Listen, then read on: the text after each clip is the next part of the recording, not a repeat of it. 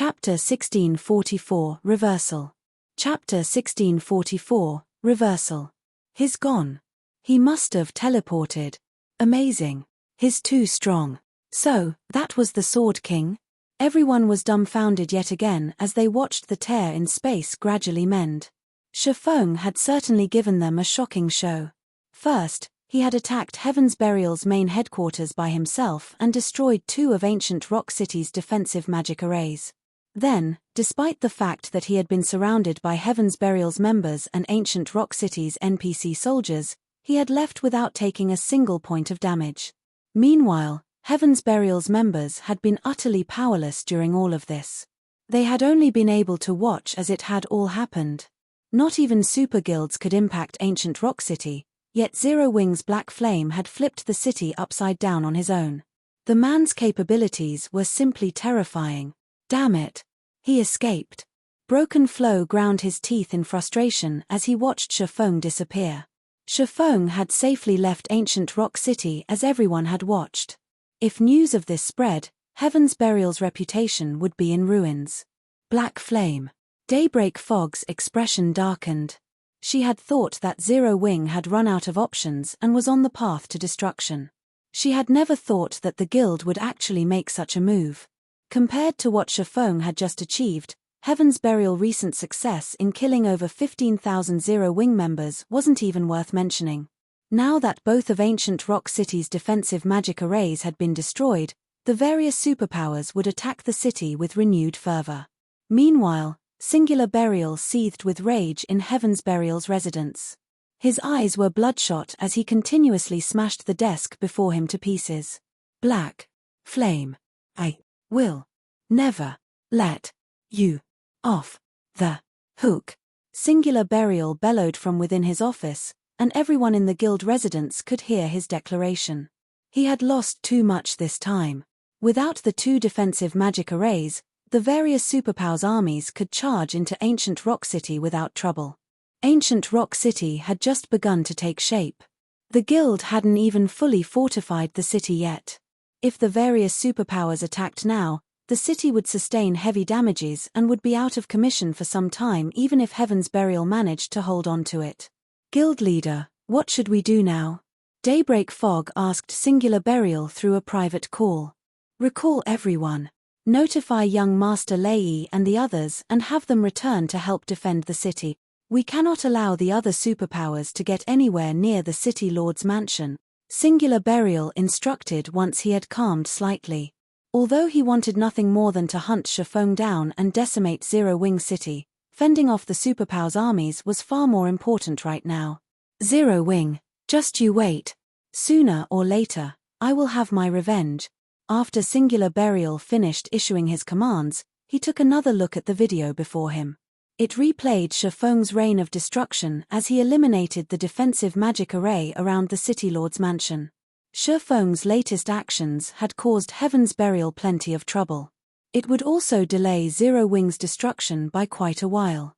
However, it didn't change Heaven's Burial's overwhelming advantage over Zero Wing. After Shifeng had destroyed the 2 defensive magic arrays in Ancient Rock City, news of his feat quickly spread throughout the several kingdoms and 2 empires neighboring the Orc Empire. Amazing. He actually made such a mess of Ancient Rock City by himself. Galaxy Past could not help but laugh when he read the urgent report his subordinate had sent. The various superpowers' armies will have a greater chance of securing the city now. So, this is the rumored Sword King? He really is something, Cuttlefish, from the Crimson Emperor Guild, muttered, chuckling as he watched the battle video. This has definitely created an opportunity for Crimson Emperor. Meanwhile, in the Dragon Phoenix Pavilion's residence on Thunder Island, Blue Phoenix, who wore a set of elegant, dark purple mage robes, burst into the guild leader's office, wearing an excited expression. Big sis Rain, big news. Black Flame has single-handedly destroyed Heaven's Burial's Ancient Rock City. Heaven's Burial is in turmoil. Blue Phoenix reported as she grinned at the beauty in a black, silken dress, who currently sat behind an office table as she shifted through paperwork. How is that possible? Ancient Rock City's defensive magic array can easily withstand Tier 4 attacks. Phoenix Rain paused, looking up from her work to give Blue Phoenix a skeptical look. It's true. Black Flame used some kind of tool to destroy Ancient Rock City's defensive magic arrays in a single hit, Blue Phoenix said. She then sent Phoenix Rain a battle video. In the video, Shifeng attacked Ancient Rock City's defensive magic array, casting Hell Meteor repeatedly and shattering both defensive magic arrays in minutes. Just how many secrets does Zero Wing have? Phoenix Rain's eyes widened in shock as she watched Shifeng use the same devastating attack twice in a row. With such a powerful attack and Shifeng's ability to move about freely, no guild town or city could hope to stop him. Even super guilds would fear the swordsman. However, what Phoenix Rain didn't know was that Shifeng could only use the Demon King's horn twice. Once he expended those uses, it would disappear. He'd have to rely on his luck to obtain another such item.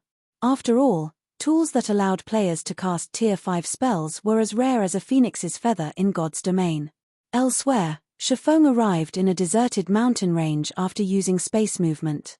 He then took out a return scroll and teleported back to White River City.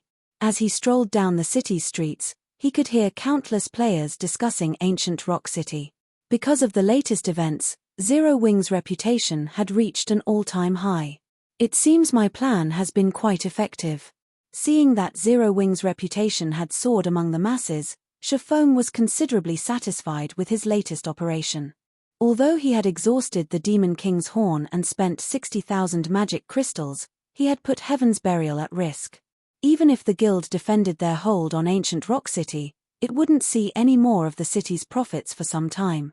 To make matters worse, both Heaven's Burial and Zero Wing still incurred massive expenditures every day due to the ongoing war. If Heaven's Burial wasn't careful, the guild might disintegrate in the next few days. As Shifeng was about to return to the candlelight trading firm to resume forging magic light sets, Aqua Rose contacted him. "Guild leader, you're too ruthless," Aqua Rose said, clearly excited as she addressed Shifeng. "Heaven's Burial is definitely in trouble.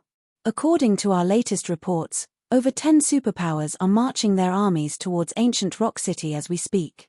They have a combined force of around 700,000 elite players. Heaven's Burial is going to have its hands full trying to defend Ancient Rock City, let alone deal with us. Heaven's Burial isn't our only enemy. We still have to worry about the Blackwater Corporation. Have we seen any movement from Blackwater recently?" Shifeng asked. Nodding her agreement with Shifeng's statement, Aqua Rose calmed herself and answered, "It seems that Blackwater has turned its focus to raiding the primordial divine ruin. It has even reduced the number of experts hunting our members to send more players to explore the ruin." The primordial divine ruin? Shifeng fell into deep thought for a moment. The primordial divine ruin was an excellent location to obtain combat techniques native to God's domain. If one collected enough of them, the result from learning them all could even rival the advanced combat rooms in Stone Forest Town's battle arena. While Shifeng considered the situation, the sound of a system notification attracted his attention. System announcement: someone has successfully triggered the new expansion pack Primordial Trial. The Primordial Divine Ruin within the Orc Empire will undergo further activation.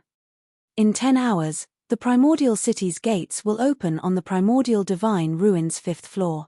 Please prepare. Chapter 1645, Primordial City. Chapter 1645, Primordial City. Chapter 1645, Primordial City.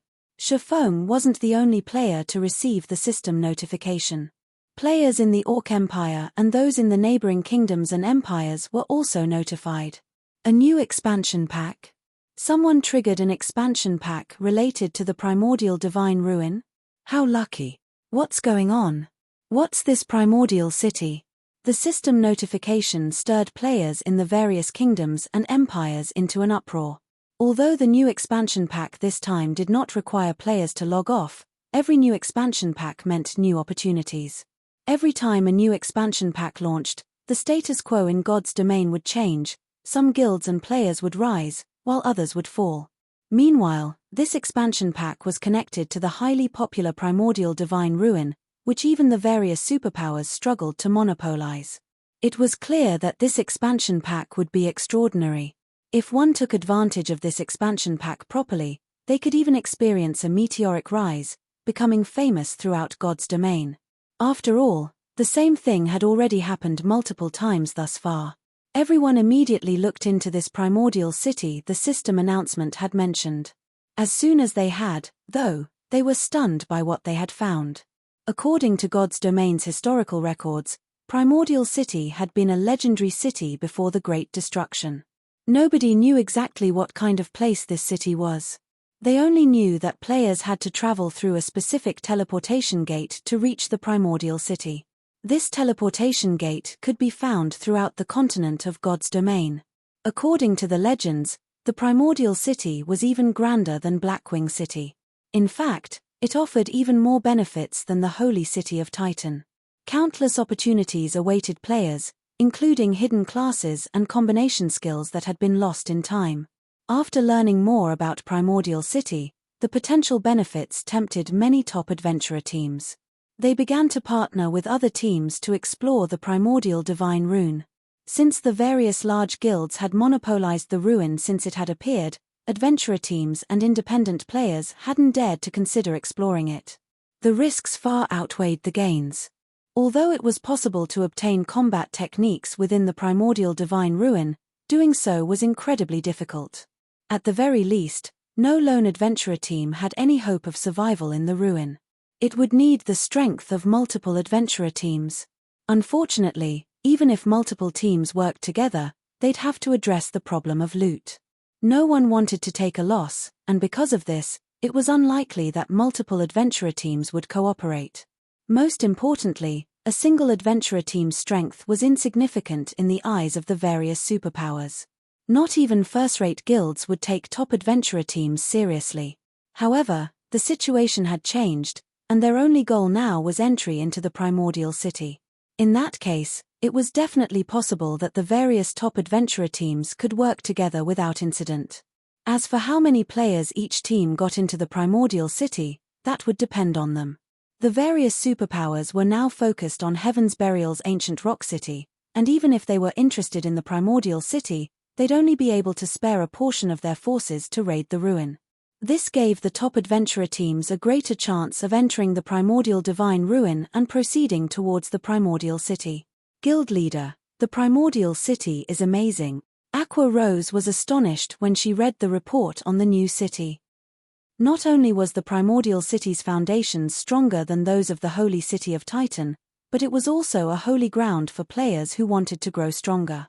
If players could enter the Primordial City, they would grow significantly stronger very quickly. Primordial City? Shifeng was just as surprised by the system announcement. He had never expected the opportunity to enter the Primordial City to arrive so soon. In the past, the Primordial City had made its appearance in God's domain after mainstream players had reached level 70.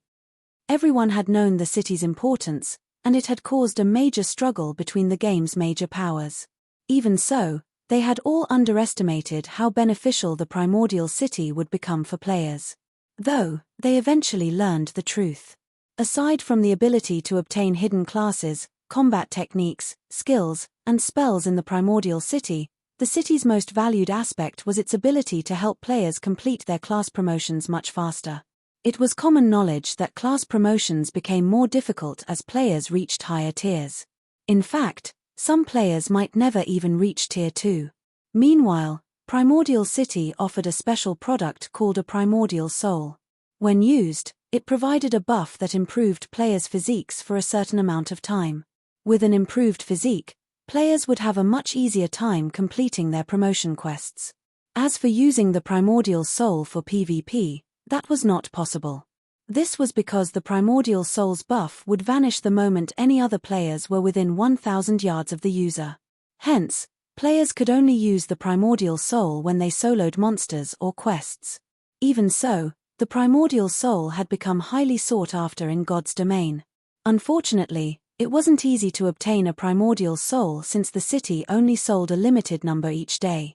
Once they were bought out, the item would only restock the next day. It was a limitation the system had set to avoid too many players completing their promotion quests too easily.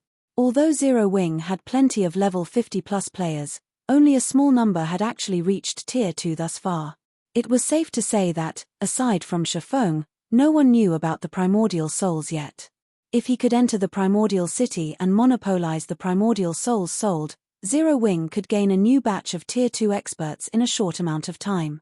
If Zero Wing could form a large enough team of Tier 2 experts, defeating mythic monsters of the same level would be possible even without powerful tools. Tier 2 experts were also the foundation to challenge super large-scale Hell Mode team dungeons. Aqua, notify Fire and Blackie and have them gather the main force and Dark God's Legion immediately. It's about time we make a trip to the primordial divine ruin, Shifeng said after giving the matter some thought.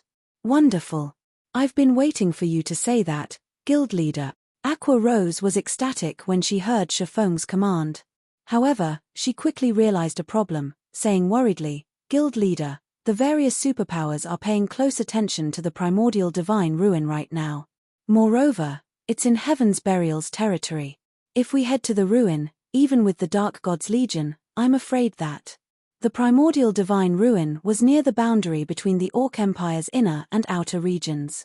It was not far-fetched to consider the area part of Heaven's Burial's territory. The location was also one of the reasons that Heaven's Burial had always secured around 1/10 of the available entry slots into the ruin despite so many powerful competitors. Now that Shifeng had destroyed ancient Rock City's defensive magic arrays, Heaven's Burial would give them a piece of its mind if they dispatched forces to the primordial divine ruin. Even if they dispatched both Zero Wing's main force and the Dark God's Legion, they would only have 1,000+ players. If they tried to face the superpowers elites and experts, they'd likely have a very difficult time securing enough slots. Relax. Yu Zipping and the others will join us as well, Shifeng said, chuckling. While we're on the topic, how is the equipment collection coming along? We've collected the necessary weapons and equipment. I'll have someone send them over in a moment. But even if we include Yu Zipping and his team, our members are still, Aqua Rose said worriedly. Even if they included Zero Wing's internal members and White Tiger Dojo's disciples, they'd still have less than 2,000 players.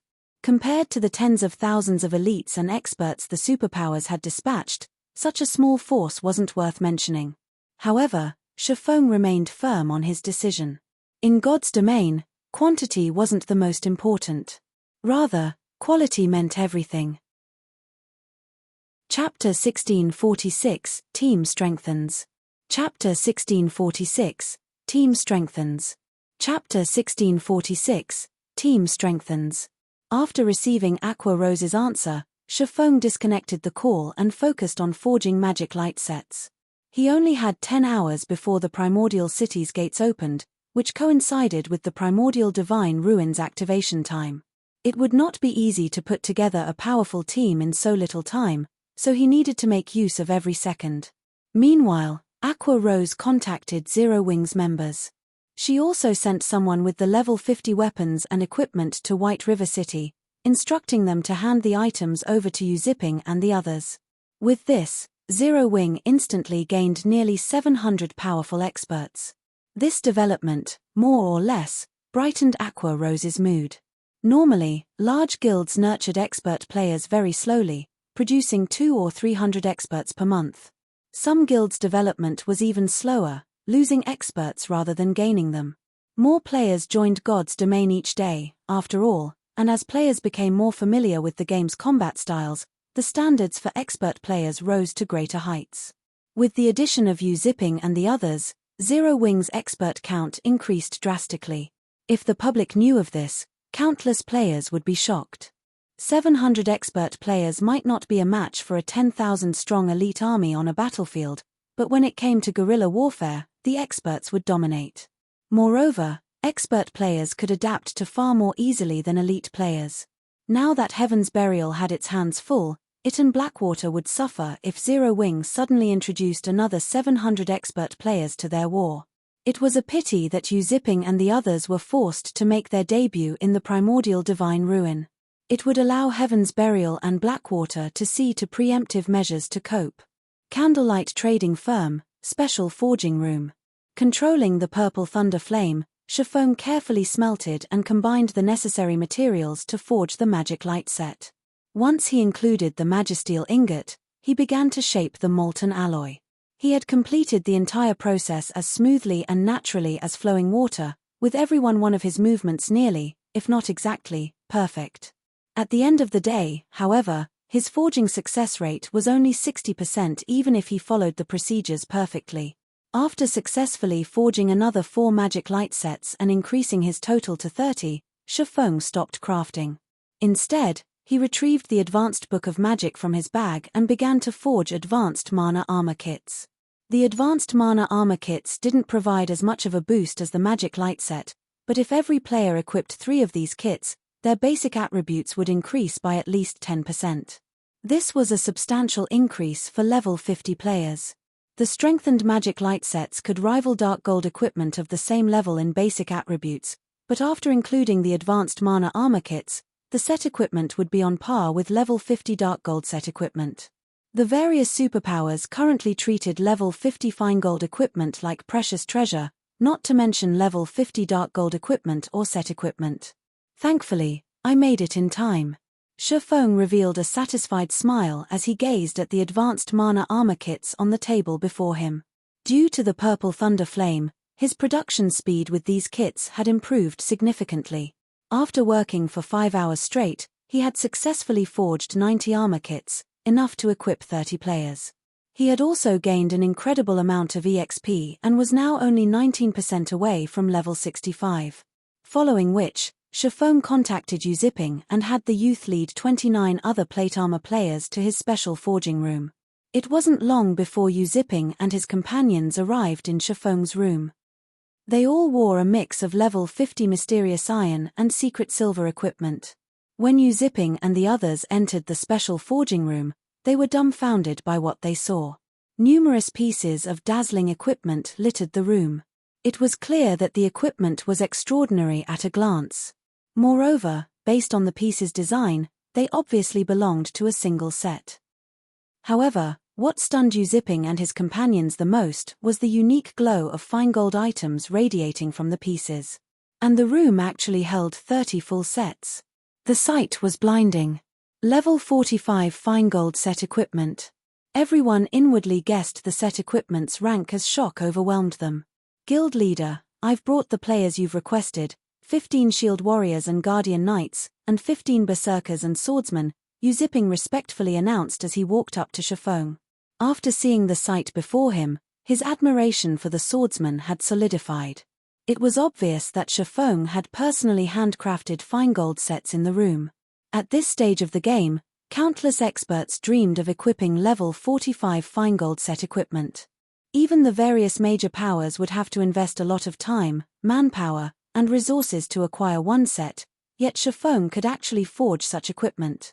If the various superpowers knew about this, they'd likely curse Zero Wing for cheating. With the ability to produce level 45 fine gold set equipment, Zero Wing would almost certainly grow stronger. Alright, I want every one of you to pick a set and equip it, Shifeng said as he gestured the magic light sets in the room. We're supposed to equip them? The 30 players couldn't help their confusion. They currently wore level 50 mysterious iron and secret silver equipment, which was only slightly weaker than level 45 fine gold set equipment in terms of basic attributes. On the other hand, level 50 mysterious iron and secret silver equipment offered higher defense than level 45 fine gold set equipment. It'd be better to let the other experts, who lacked equipment, to use these pieces rather than equip the sets themselves. But since their guild leader had given them an order, they had no choice but to obey. This is. As Yu Ziping and the others picked up the magic light sets and prepared to equip them, they realized something that left them dazed. How is this possible? This is level 50 fine gold set equipment. I'm not dreaming, am I? Everyone's eyes nearly fell from their sockets when they inspected the magic light set's attribute panels. They were already impressed that Shifeng had crafted level 45 fine gold set equipment, but they had never even heard of a player obtaining level 50 fine gold set equipment. And yet, their guild was giving each of them one of these sets. For a moment, their minds even failed to process the situation. Wait, there's a strengthened label on this set. These pieces' basic attributes should be even higher than those of level 50 fine gold set equipment, A player with a keen eye suddenly exclaimed. The player's declaration immediately caught everyone's attention. Crap, it's true. The basic attributes on this set are even higher than the level 50 fine-gold equipment I've seen before. Zipping and the other players were at a loss for words as they held the magic light set pieces, shuddering involuntarily. Each piece of a fine-gold set equipment was half a rank stronger than fine-gold equipment of the same level, but after the enhancement, it was clear that the magic light set pieces were on par with level 50 dark gold equipment. A set of level 50 dark gold equipment. If news of this matter spread, it would definitely cause a sensation throughout God's domain. Before Zipping and his fellow players could digest this information, Shifeng gestured to the advanced mana armor kits atop a stone table in the corner of the room and instructed, "Once you've equipped the magic light sets, I want each of you to take 3 armor kits and equip them as well. Take a look at the final effects." Chapter 1647 Zero Wing appears. Chapter 1647 Zero Wing appears. Chapter 1647 Zero Wing appears. When Shifeng finished speaking, Zipping and the others turned towards the advanced mana armor kits, their eyes bulging and bloodshot. Although they weren't the guild's frontline members, they knew how valuable the advanced mana armor kits were. After all, only Shifeng was capable of crafting these armor kits. There was an extremely limited number available, and even guild members struggled to purchase them with GCPs. Not only did guild members have to spend an exorbitant amount, but they also needed to be elite members or higher to purchase the advanced mana armor kits. In addition, each player was limited to 3 armor kits. Even now, the various major powers offered extraordinary prices to purchase advanced mana armor kits. Yet, these players had the chance to equip these armor kits. This was simply a dream. However, when they thought about how each of them had just received a magic light set, they quickly recovered their senses. Amazing. These basic attributes are incredibly high. That's right. My basic attributes have risen by over 30% with everything equip. I'm pretty sure that I can even put up a fight against a peak expert now. Once they had equipped the magic light sets and advanced mana armor kits, these players felt transformed. An indescribable sense of power filled their bodies. They couldn't help the rising desire to spar with other experts to get a good feel for their new prowess. With a 30% increase to their basic attributes, their overall combat power should have, at the very least, doubled. It seems the enhanced magic light sets are quite effective. Satisfaction filled Shifeng as he examined everyone's attributes. Zipping and his companions' basic attributes could now rival Superpow's peak experts, who wielded multiple epic items. Overall, they should be even more powerful than the Conqueror Party's members with their battle arrays active. Even a Tier 1 metric ton could tank Grand Lord of the same level by himself in the magic light set. Every one of the 15 MTS in the room had over 50,000 HP, and if they worked together, they'd easily form an impenetrable wall. Suddenly, Aqua Rose contacted Shifeng and reported, "Guild leader, everyone has gathered. We can move out at any moment." "All right. It's about time that we head out," Shifeng said after glancing at the time. There was not much time left before the Primordial Divine Ruin reopened. Orc Empire, Primordial Divine Ruin. Due to the new expansion pack, the ancient tower atop a gravel hill had improved.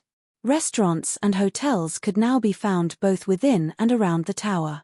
Now, not only could players enjoy unique dishes, but they could also recover their stamina and concentration by resting in the hotels. One could say that the Primordial Divine Ruin had become one of the few footholds players had in the Orc Empire. The only downside was the tower's fraudulent prices. The price for food was somewhat acceptable, only costing around 2 to 3 times than in other NPC cities, but the hotel accommodation fees were a different story. Renting a room in the Primordial Divine Ruins hotels cost 40 silver per day. Even expert players had trouble justifying such a high price, much less elite players. Even so, plenty of players had gathered in the tower. As some players, who planned to rest in the Primordial Divine Ruin, were about to enter the massive tower, an intense aura washed over them, halting their steps.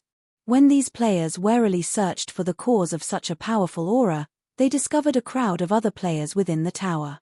The atmosphere resembled that of Imperial Capital's teleportation halls, but unlike those halls, every one of the players within radiated an intense killing intent as they watched each other cautiously.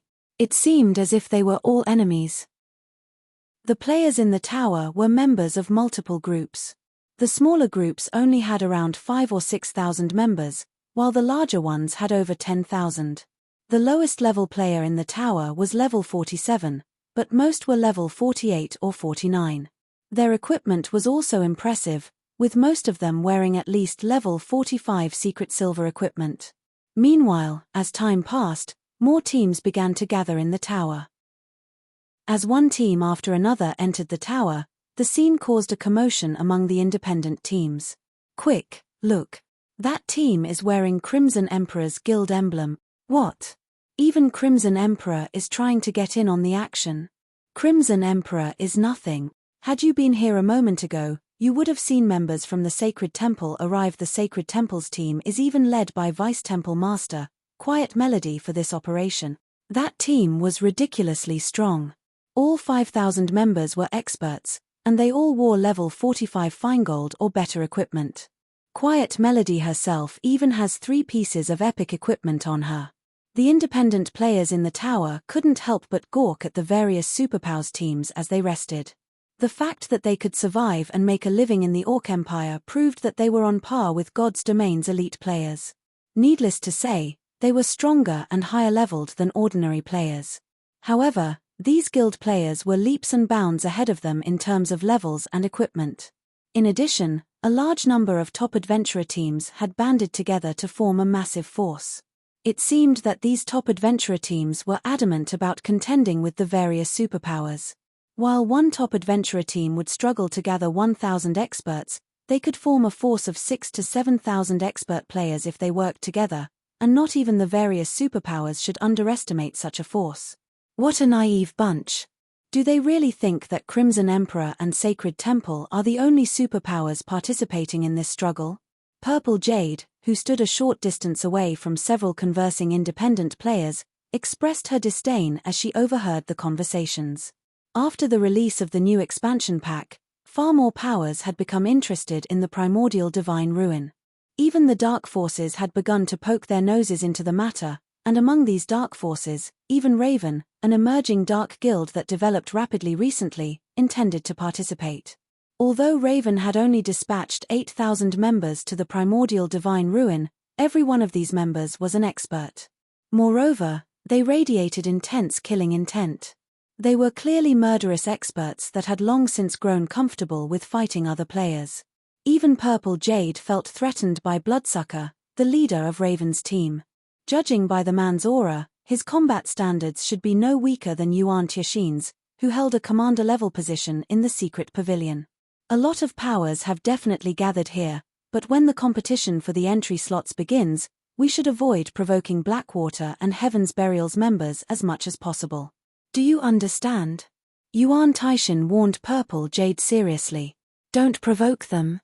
Is it because they have the home ground advantage? Purple Jade asked. As many as 3 super guilds had gathered in the tower, including Pantheon, King's Return, and the Sacred Temple. None of these super guilds could be underestimated, yet rather than taking note of these organizations, Yuan Tianxin warned her to take care around Heaven's Burial and Blackwater. She was truly surprised. That's not the case. Heaven's Burial and Blackwater are still no match for super guilds in terms of quality and quantity of experts, but don't forget that they still command evil beasts and demons. It is best if we avoid them, Yuan Tianxin said as he glanced at Falling Fire and Lei Jingyang, who commanded Blackwater and Heaven's Burial's teams. Although the destruction of ancient Rock City's defensive magic arrays has forced Heaven's Burial to station most of its evil beasts and evil demons in the city's defense, it is best if we use caution around them. Purple Jade nodded. As the various powers in the tower prepared for the upcoming struggle, a team of players arrived outside of the primordial divine ruin. The team was pitifully small compared to the various guild teams, with not even 2,000 players in total. However, when this team entered the tower, silence fell. What? Zero Wing? That shouldn't be possible, right? Zero Wing just destroyed ancient Rock City. Are they trying to get themselves killed by showing up in Heaven's Burial's territory? Or do they really not consider Heaven's Burial a threat? Chapter 1648 Surge of Experts. Chapter 1648 Surge of Experts. Chapter 1648 Surge of Experts. As Zero Wing entered the primordial divine ruin, every player in the tower turned towards its entrance. The culprit for the destruction of ancient Rock City's defensive magic arrays was none other than Zero Wing.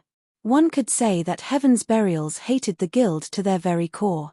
If the guilds hadn't needed to station most of its evil beasts and evil demons in ancient Rock City to defend against the various superpowers invading armies, it likely would have launched a frenzied counterattack on Zero Wing by now.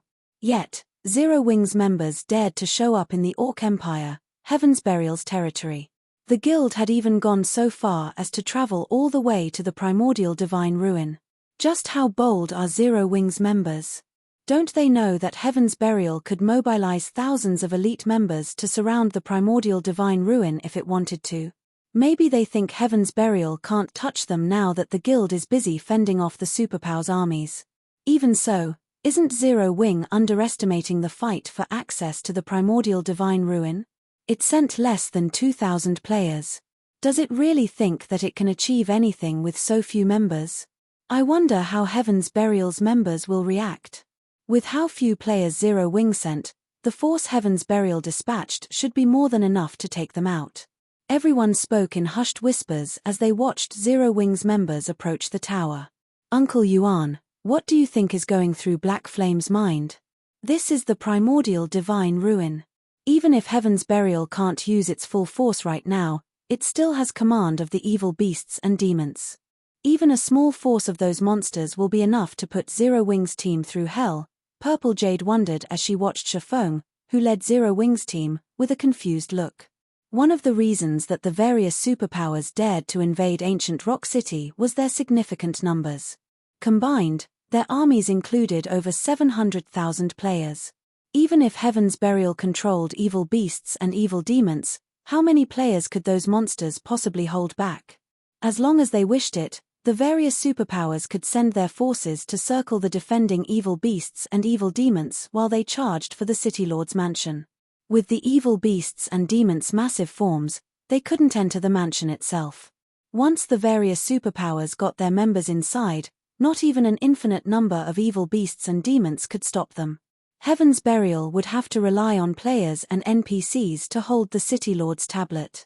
Moreover, it was very difficult to protect a city with evil beasts and evil demons. At the end of the day, the human race was the evil god's temple's mortal enemy. If human NPCs encountered anything connected to the evil god's temple, they'd move to exterminate it immediately.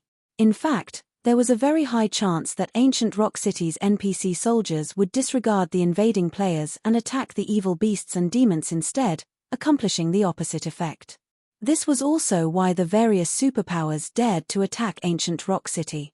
However, it was a different story in the fields and the primordial divine ruin.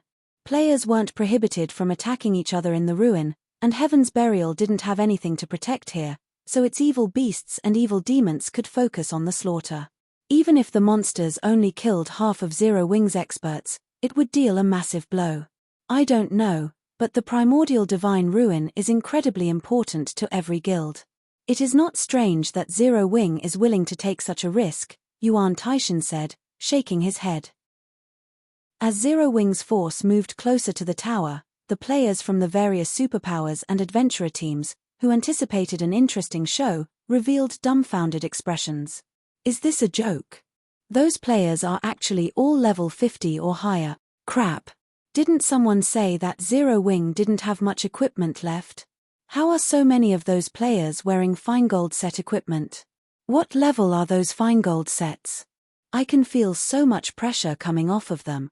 Who are those players in the lead? I don't think I've ever seen them before. When did Zero Wing gain another batch of experts? For this operation, Shifeng did not have his team members wear black cloaks. Hence, both their levels and equipment were exposed for all to see.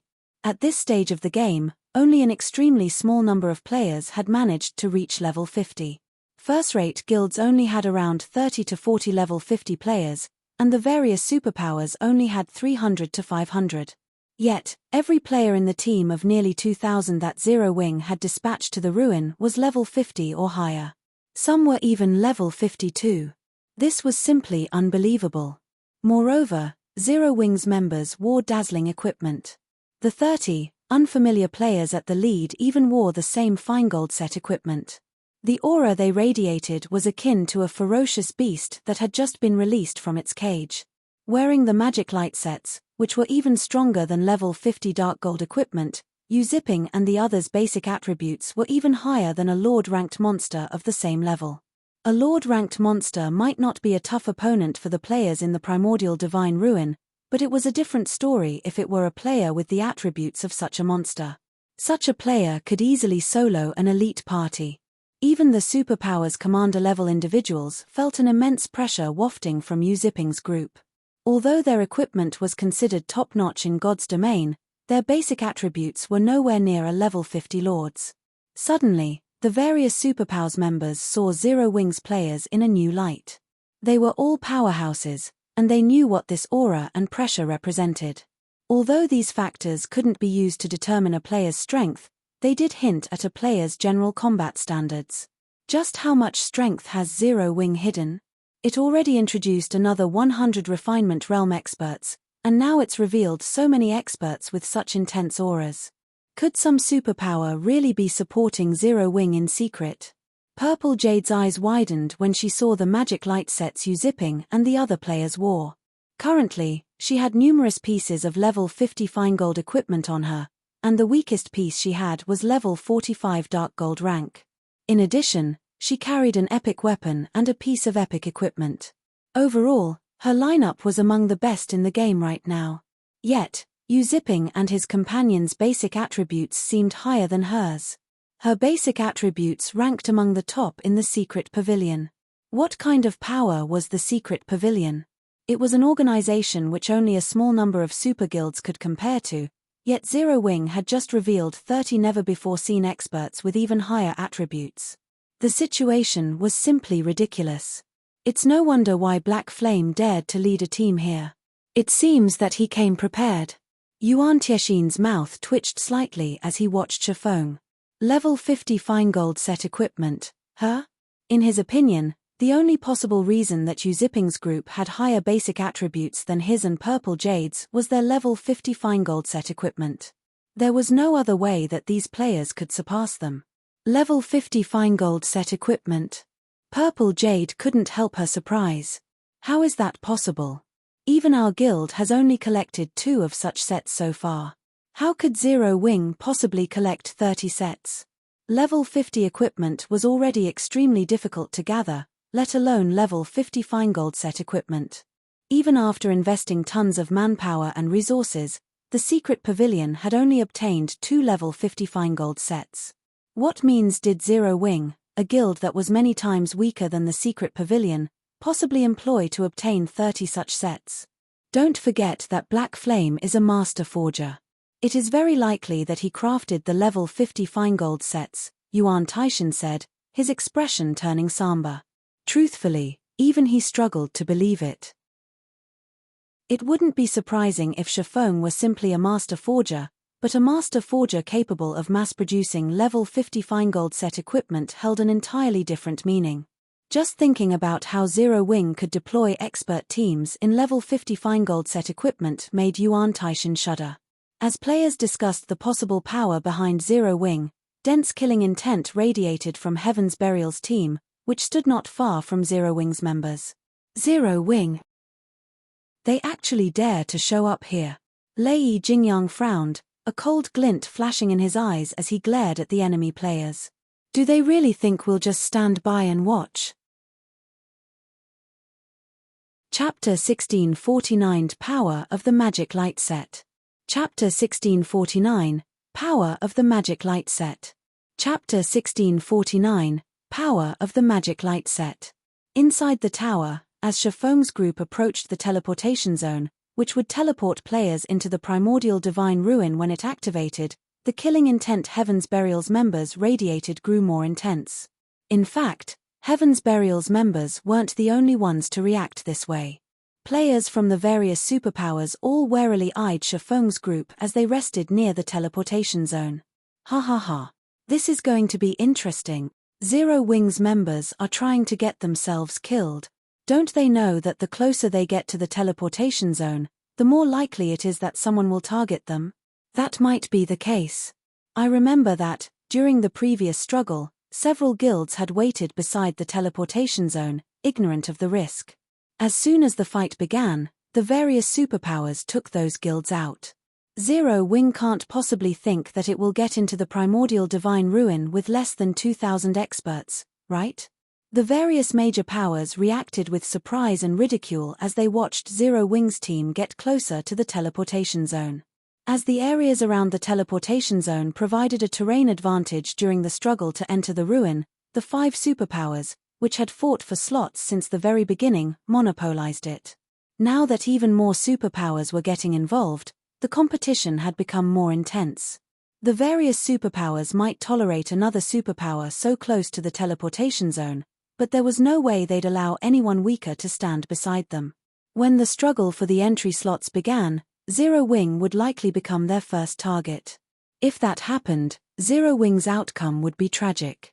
Every superpower involved had brought a minimum of 6,000 players, all of which were experts. Some of these teams were even led by several peak experts. Being targeted by just one of these teams would be enough to make a first-rate guild's situation precarious.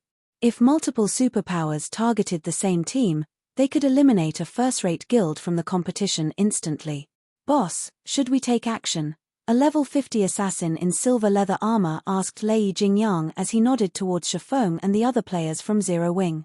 Although Zero Wing had only dispatched experts to the primordial divine ruin, the team had less than 2,000 members. On the other hand, Heaven's Burial had dispatched 3,000 experts and 10,000 elites. It had even sent the entire Thunder Legion. Annihilating 1 or 2,000 experts would be a piece of cake for them. Furthermore, Blackwater had sent along 4,000 of its experts. With this, they had a combined force of 7,000 expert players and 10,000 elite players. Zero Wing's team had no chance of victory. "Brother Fire, what is your opinion on the matter?" Lei Jingyang asked as he turned towards the handsome man beside him. This handsome man was none other than Falling Fire, the vice-commander of Blackwater's third main force. The man wielded a crimson staff and was enveloped in translucent flames. Just looking at him felt stifling. The fact that he was fully geared in level 50 equipment, 3 pieces of which were epic rank, only made him all the more eye-catching. However, Lei Jingyang knew that, compared to Falling Fire's level and equipment, this man's most impressive feat was his promotion to a Tier 2 elementalist and the Tier 2 spells in his arsenal. That was also why Blackwater had assigned Falling Fire to lead the team that would assist Heaven's Burial in this endeavor. Of course, we have to exterminate these people from Zero Wing. However, it is too soon to strike. They'd have an easier time getting away if we did so now. It won't be too late to attack once the struggle begins. Even if Zero Wing's members try to flee, they'll never get away while entrenched in the chaotic battlefield, Falling Fire said as he gestured to the various major powers behind Zero Wing's team. The system didn't stop players from fighting with each other inside the tower. Players could start a fight whenever they wished, and the tower had only one exit. It was relatively easy to escape the tower before the battle for the primordial divine ruins entry slots began, but once it did, chaos would ensue. If a team weren't careful, other teams could easily drag it into the fray. Because of this, players had a very difficult time leaving the tower once the fight began. "I guess you're right. We'll strike once the struggle starts, then," Lei Jingyang said, nodding as he surveyed his surroundings. He then turned to his team and said, "When the time comes, leave none of Zero Wing's members alive, particularly those wearing level 50 Feingold set equipment. It'd be a massive waste to let them hold onto such precious items." Although he wanted nothing more than to slaughter Shifeng and his guildmates, Falling Fire's opinion was reasonable. Many powers had come to enter the primordial divine ruin this time, and among them, plenty were top adventurer teams. Once the struggle to enter the ruin began, Zero Wing would have a challenging time trying to get out of the tower. They'd be able to kill far more Zero Wing players if they waited. Earlier, Shifeng had destroyed ancient Rock City's defensive magic arrays, crippling the city. Now, the city couldn't generate nearly as much income. Lei Jingyang was no less angry than Singular Burial about the insult. Now that he'd encountered an opportunity to take care of Zero Wing, he couldn't let it get away. When he saw Yu Zipping and the others, who wore the magic light sets, he was particularly tempted. If he could get his hands on a few of those sets, he could help Heaven's Burial when the guild began to raid super large-scale team dungeons. Meanwhile, Zero Wing's members could feel an intense pressure bear down on them, the majority of which radiated from the various superpowers. The fight to claim the entry slots this time sure is intense. We're just camping out beside the teleportation zone, yet everyone's eyes are glued on us. Blackie was slightly astonished as he glanced at the nearby superpowers teams. The only other time he had seen so many superpowers in a single location was during the contest for Thunder Island. If he hadn't fought these superpowers in the past, he'd likely tremble with anxiety. Guild leader, Heaven's Burial and Blackwater's members are keeping a very close eye on us. Based on their killing intent, they'll definitely attack us as soon as the battle begins, Aqua Rose said, smiling at the players from Heaven's Burial and Blackwater, who stood a short distance away. Let them come, Shifeng said, revealing a faint smile as he eyed Heaven's Burial's members. It's about time we show these major powers Zero Wing's might. When the time comes, the Magic Light team will open a path while everyone gathers in the center of the teleportation zone. Although the number of entry slots has increased to 15,000 after the new expansion pack, the number of powers trying to enter the ruin has increased as well. Avoid fights whenever possible. Understood. Zero Wing's members nodded in response to Shifeng's command, their expressions hardening. This was especially true for Zero Wing's internal members and White Tiger Dojo's disciples, who were about to participate in such a high-intensity war for the first time. They even felt as if they were dreaming. Shortly after Shifeng fell silent, a circular, light blue barrier formed around the edge of the teleportation zone.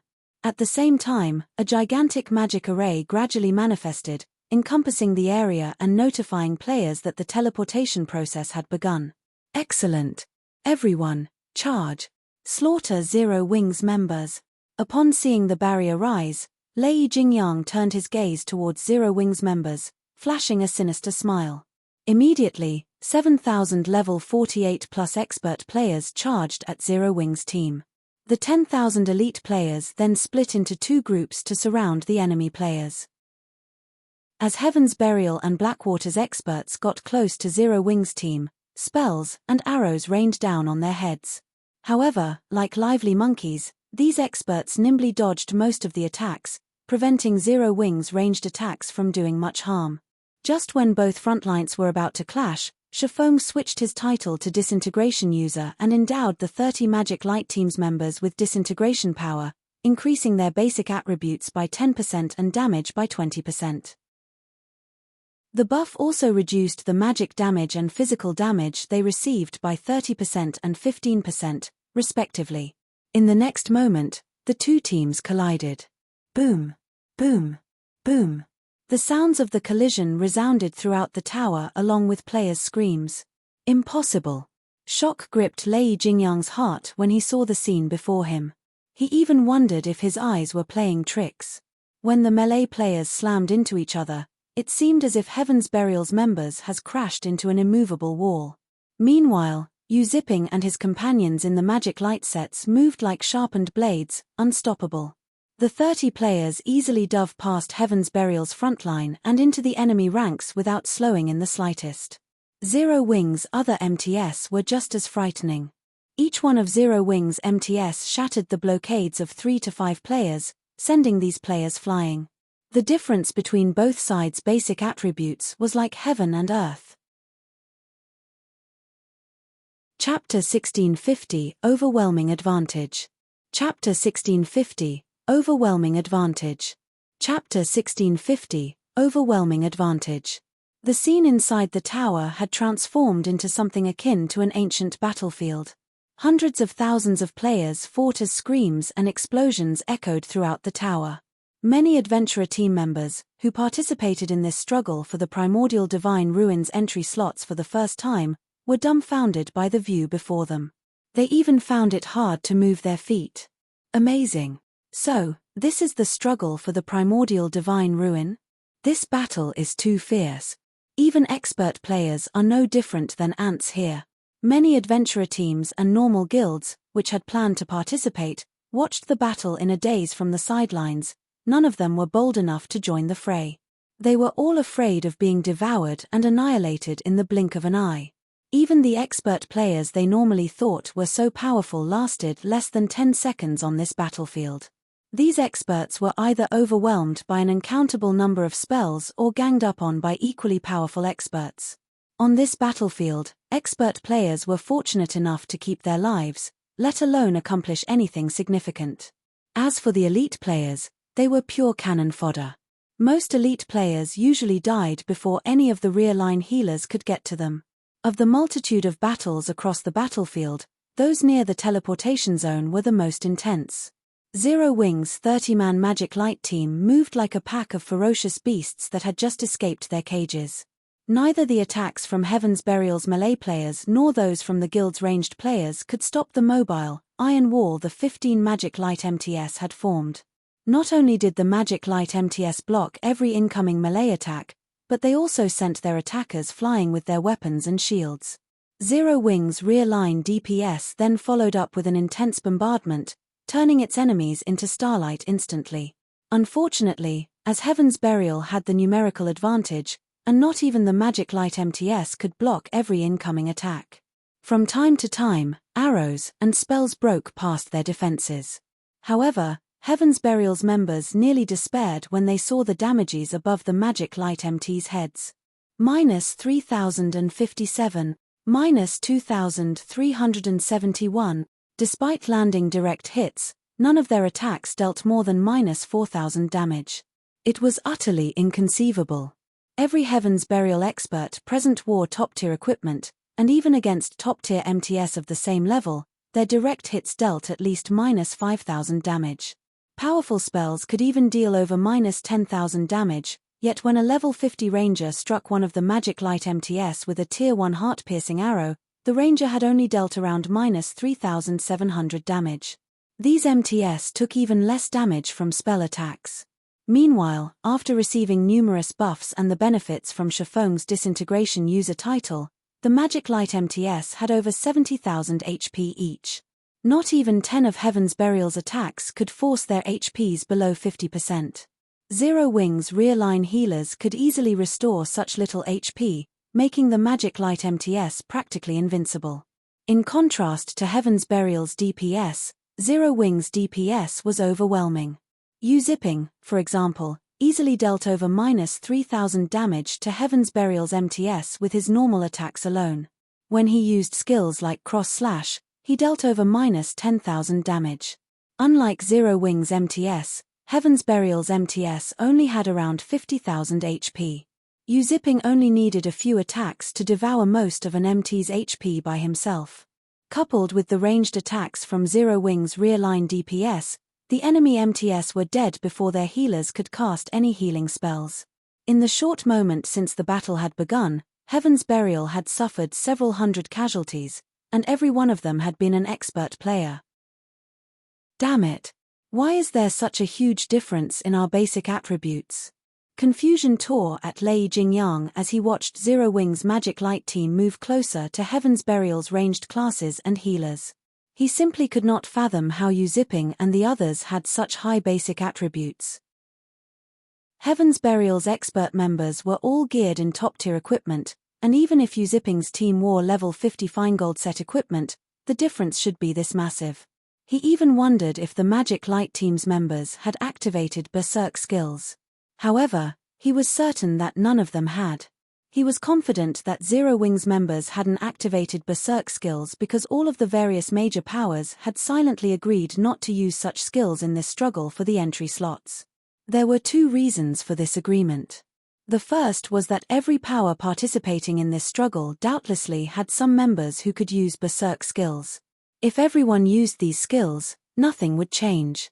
Berserk skills' long cooldowns was the second reason. On the off chance that they'd encounter trouble in the primordial divine ruin, they'd likely be annihilated if they couldn't use their berserk skills. However, Lei Jingyang didn't know that, although Yu Zipping and his companions appeared to be wearing level 50 Fine-Gold set equipment, the Magic Light set's basic attributes could rival level 50 Dark Gold set equipment. This was the reason that the gap between their basic attributes was so vast. This fight was on par with a player in a full set of secret silver equipment trying to contend with a player in dark gold equipment. Such a massive gap was only natural when both sides had similar combat standards. Moreover, the Conqueror Party's performance was also impressive. Although the Conqueror Party's basic attributes weren't as high as the Magic Light team members, their combat standards were higher. When they worked together, they could exhibit even greater combat power. Hence, the destruction the Conqueror Parties caused on the battlefield was in no way inferior to the Magic Light teams. Even Lei Jingyang's prided Thunder Legion was forced back. Meanwhile, the various superpowers upper echelons, who had kept a constant eye on Zero Wing, were astounded. Despite Zero Wing's less than 2,000 players, it actually overwhelmed and suppressed Heaven's Burial and Blackwater's combined army of 7,000 experts and 10,000 elite players. "Boss, we can't hold on for much longer. At this rate, they'll chase us out of the teleportation zone," one of the Thunder Legion members on the front lines hurriedly shouted through the team chat. "I know. All of you, get ready," Lei Jingyang said, grinding his teeth as he took 5 dark grey crystal balls from his bag. He had planned to save these as a trump card to surprise the other superpowers. He had never expected to need them so soon. Following which, he turned to Falling Fire beside him and said, "Brother Fire, I'll have to rely on you for cover fire. Relax. Although they have superior basic attributes, they're all Tier 1 players. They're nothing compared to Tier 2 players," Falling Fire said, disdain flashing in his eyes as he watched the distant Zero Wing members. "Good." Lei Jingyang then began to chant an incantation to activate the 5 crystal balls. Suddenly, the 5 grey crystal balls shattered, and 5 dark grey magic arrays appeared around Lei Jingyang. Shortly after, 5-meter-tall figures emerged from these arrays. They were humanoid creatures covered in sharp spikes and radiating dense evil energy. These 5 humanoid creatures were none other than Grand Lord-ranked evil demons. The frightening aura these Grand Lords radiated stunned everyone in the tower. Level 70 Grand Lords.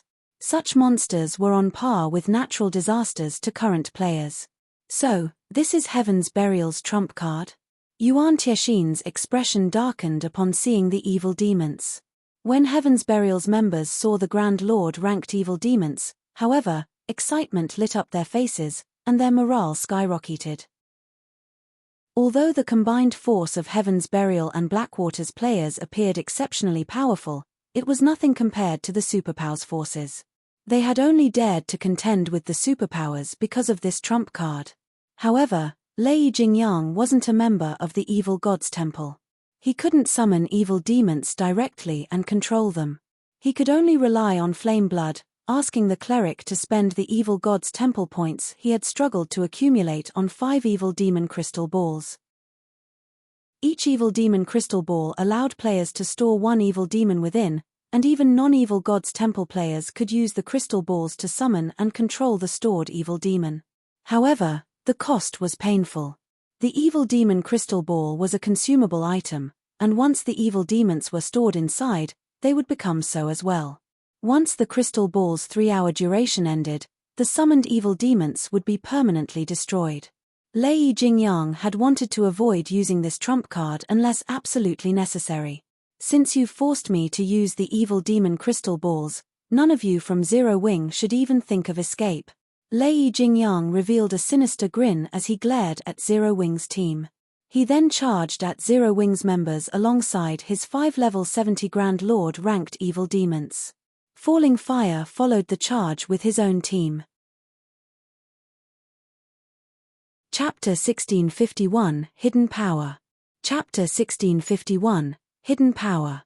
Chapter 1651, Hidden Power. The appearance of the 5 Grand Lord-ranked evil demons immediately attracted the attention of everyone on the battlefield. If the evil demons summoned were merely level 70 Great Lords, they still wouldn't pose much of a concern. After all, current players could defeat such existences, albeit after paying a considerable price. However, level 70 Grand Lords were a different story. Without Berserk skills, level 50 peak MTS would not survive 2 hits from a level 70 Grand Lord. Moreover, evil demons possessed superior combat standards to monsters of the same rank. Even level 50 MTS with their Berserk skills activated wouldn't last very long against such a monster. Meanwhile, 5 of such evil demons had actually appeared on the battlefield. How could anyone ignore and not feel worried over these monsters? Although the various major powers had already predicted that Heaven's Burial would make use of the evil beasts and evil demons it controlled, they hadn't anticipated that the guild could summon as many as 5 Grand Lord ranked evil demons. Sure enough, they did bring along this trump card. Zero Wing is doomed now. Even a tier 3 summoned creature won't be able to hold back a Grand Lord ranked evil demon, much less 5 of them. The various major powers were delighted as they watched the 5 evil demons charging towards Zero Wing's team. With this, they would have one less competitor to worry about. At the same time, though, a somber expression also appeared on their faces. After all, once Heaven's Burial finished off the Zero Wing contingent, needless to say, Heaven's Burial would have no trouble securing a large number of entry slots with the help of the 5 Grand Lord ranked evil demons, leaving other powers like them with fewer slots they could compete for. Just as everyone was thinking of how to go about competing for the entry slots, the 5 evil demons had already arrived at the front line of the battle between Zero Wing and Heaven's Burial under Lei Jingyang's lead. You people from Zero Wing should feel proud that you've forced me to use my trump card so soon. However, now that I have, you are all going to become evil demon food. Lei Jingyang revealed a sadistic grin as he swept a glance at the Zero Wing members before him.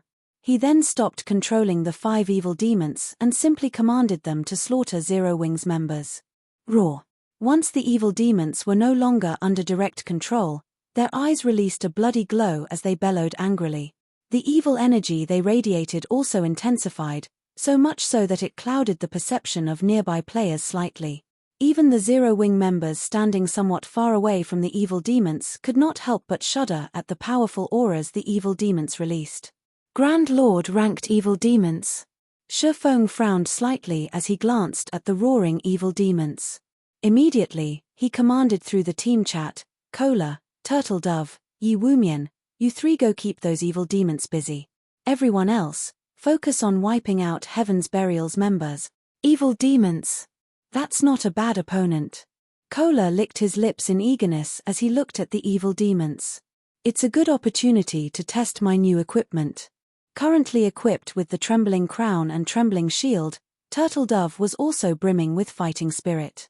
Before coming to the primordial divine ruin, Shi Feng had distributed the weapons, equipment, and skills he obtained from the lost town to Cola and the others.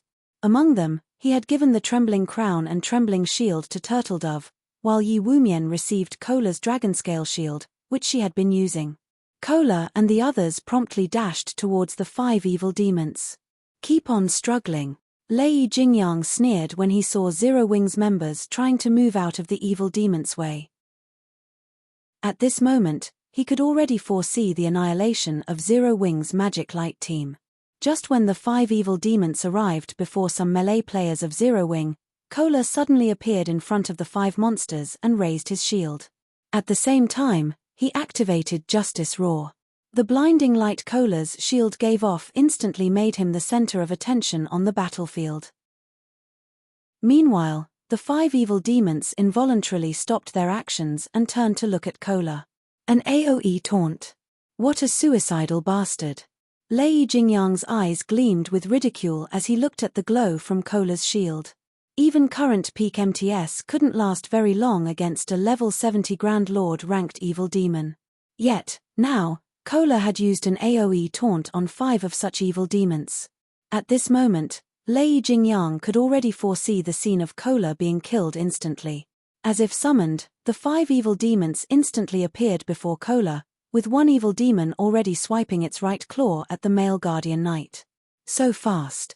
The evil demon's attack astonished the spectating crowd, which could just barely see the afterimage of the evil demon's claw. If it were up to these players, blocking or dodging the monster's attack would be impossible. Needless to say, if they were its target, they would no doubt be killed instantly. Peng. However, the scene that occurred a moment later was utterly different from everyone's expectations. Not only did Kola manage to block the first attack using the Titan Guard, but he actually retreated by only 2 steps after receiving the attack. Moreover, he only sustained a little over -10,000 damage from doing so. How is this possible? Could it be a skill? The nearby spectating crowd was stunned by this scene. Just as everyone was wondering what Kola did to take so little damage, another 2 evil demons launched attacks on Kola, their claws blurring. Peng! Peng! Another 2 crisp clangs rang out. Kola was forced to retreat by a total of 4 steps, and 2 damages above -10,000 also appeared above the Guardian Knight's head. However, even after receiving 3 attacks that dealt over -10,000 damage each, he still had over half his HP remaining. Not bad. Their strength should be roughly the same as a level 60 specialized Grand Lord. Kola revealed a faint smile at the faint numbness in his arms. To him, someone who possessed over 80,000 HP, attacks that dealt around -10,000 damage were entirely within his tolerance range. When Kola noticed the last 2 evil demons attacking him as well, he decided to activate Titan's Will, the skill reducing the damage he received by 90% and increasing his attack speed by 100%, movement speed by 30%, and starting movement speed by 80% for 20 seconds. When the 2 evil demons' claws collided with Kola's Titan Guard, 2 dazzling flashes appeared. This time, however, not only did Kola not retreat by a single step, but even the damage he received from each attack was just a little more than -1,000, that was practically a negligible amount. Following which, several healing lights fell on him, instantly replenishing his HP to full. So, this is Zero Wing's Chief MT? He's so strong. Everyone's eyes nearly fell out of their sockets when they saw Kola actually going toe-to-toe with the 5 Grand Lord ranked evil demons. If it were them, a single Grand Lord ranked evil demon would be beyond their means. Yet, despite going up against 5 of such evil demons, Kola still seemed to have plenty of energy to spare. Right now, it looked as if these 5 evil demons were actually fake evil demons. However, they were fully aware that this result was not because the evil demons were weak. Instead, Kola was simply too strong. Just the shockwaves resulting from the clashes were enough to force the nearby players to retreat involuntarily. With this, one could imagine how much strength both sides possessed. However, before everyone could recover from their shock over Kola's performance, 2 more players joined him, each one of them pinning down 1 evil demon. These 2 players were none other than Turtle Dove and Yi Wumian.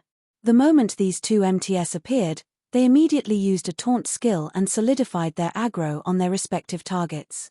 Very quickly, 2 evil demons peeled away from Kola. However, this was still not the most shocking part. The crucial point was that both Turtle Dove and Yi Wumian actually possessed defense that was in no way inferior to Kola's. In fact, when the female Guardian Knight Turtle Dove blocked an attack from her Grand Lord, she received only a little over -8,000 damage, which was far less than the damage Kola received. This showed that her defense was above even Kola's. As for HP, due to the various team buffs, Yi Wumian had over 75,000 HP. Meanwhile, Turtle Dove, who was equipped with epic set equipment, possessed over 80,000 HP, just like Kola. Meanwhile, due to Kola, Turtle Dove, and Yi Wumian's appearance, the evil demons, whom everyone thought would be able to create a huge ruckus, were now thoroughly suppressed. Damn it! How can their defense be so high?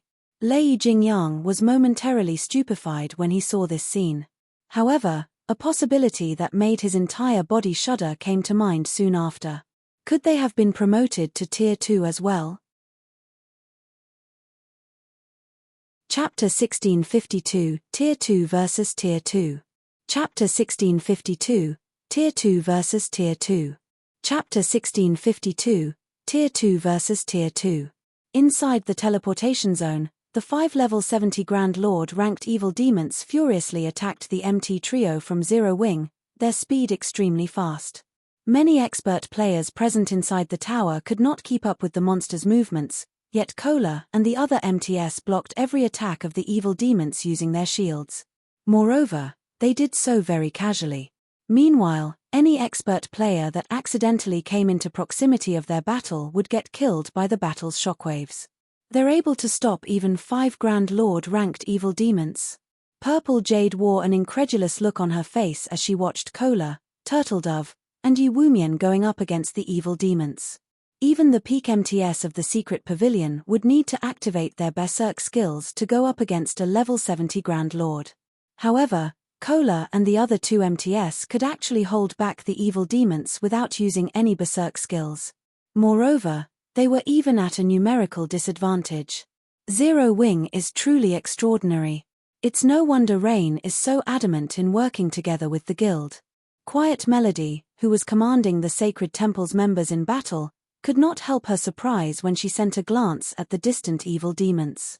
Now, she more or less understood why Phoenix Rain had decided to partner with Zero Wing early on in the game. Phoenix Rain's insight was indeed many times more acute than Nine Dragons' Emperor's. Meanwhile, Zero Wing's members also had their morale boosted further after seeing the MT Trio's performance. Brimming with fighting spirit, they started putting even more effort into suppressing Heaven's Burial's members. Damn it! How is this possible? Lei Jingyang was filled with envy as he looked at Kola and the other 2 MTS. Why does Zero Wing possess 3 Tier 2 MTS?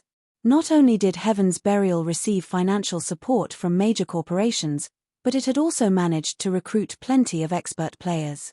Despite all this, the entire guild had only 3 people that succeeded in their Tier 2 promotion even until now.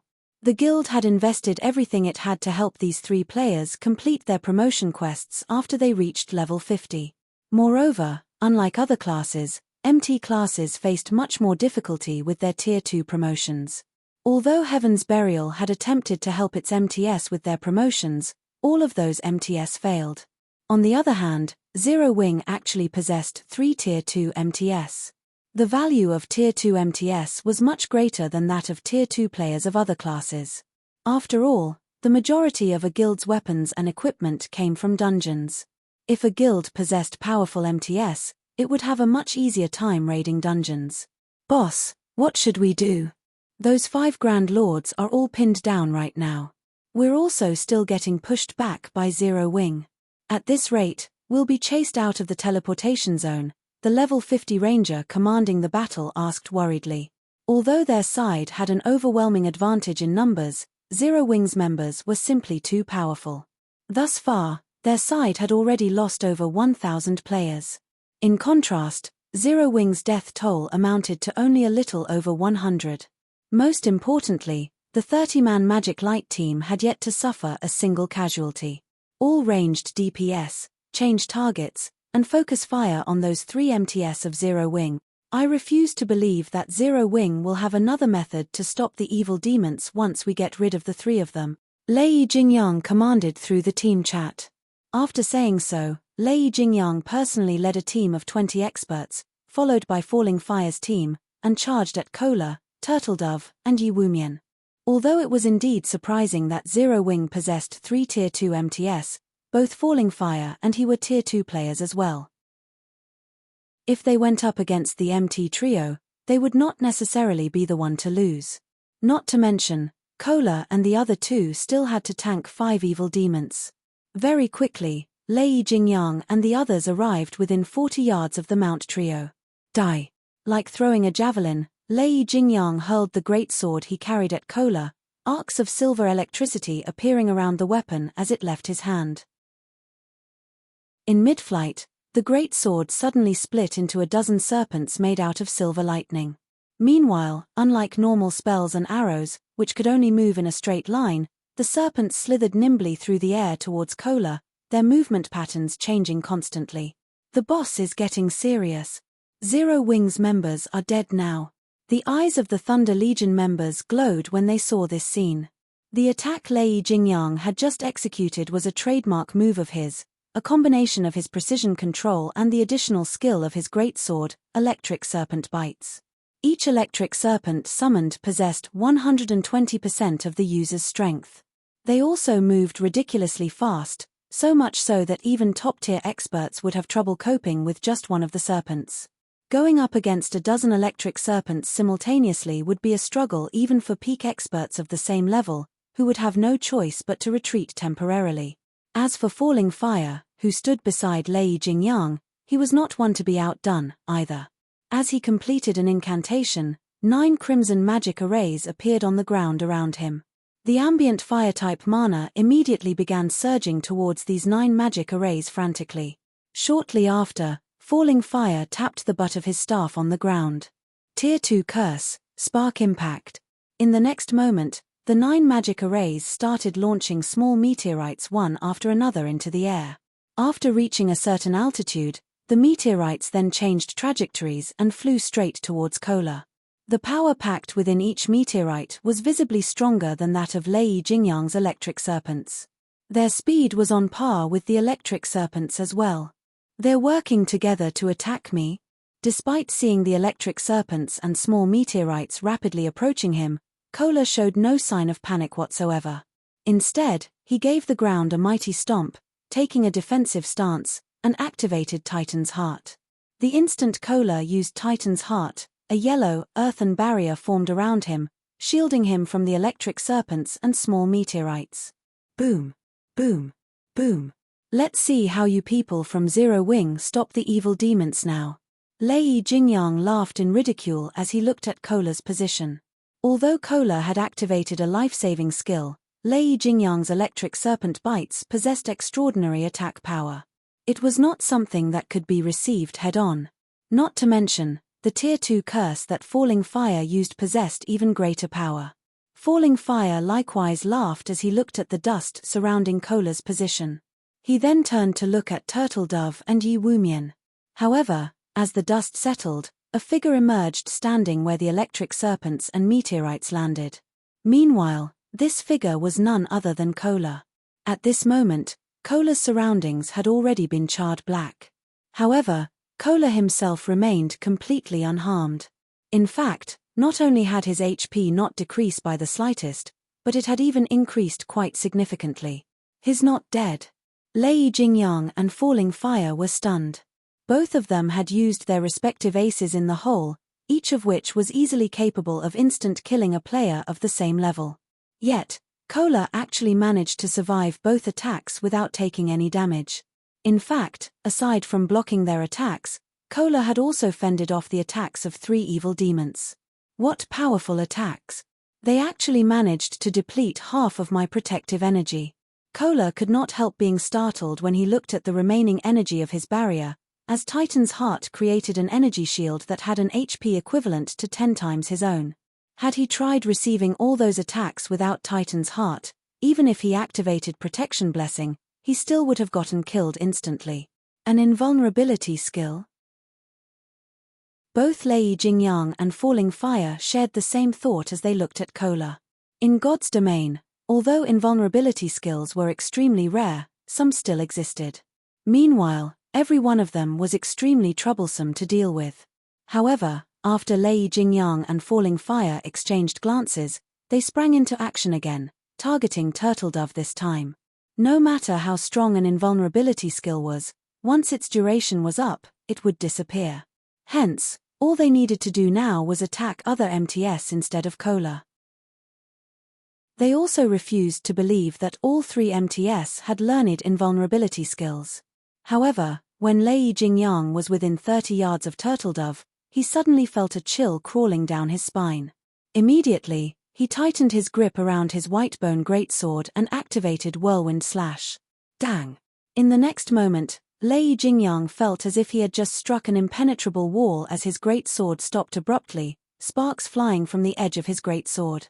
Then, a lithe figure gradually appeared before him.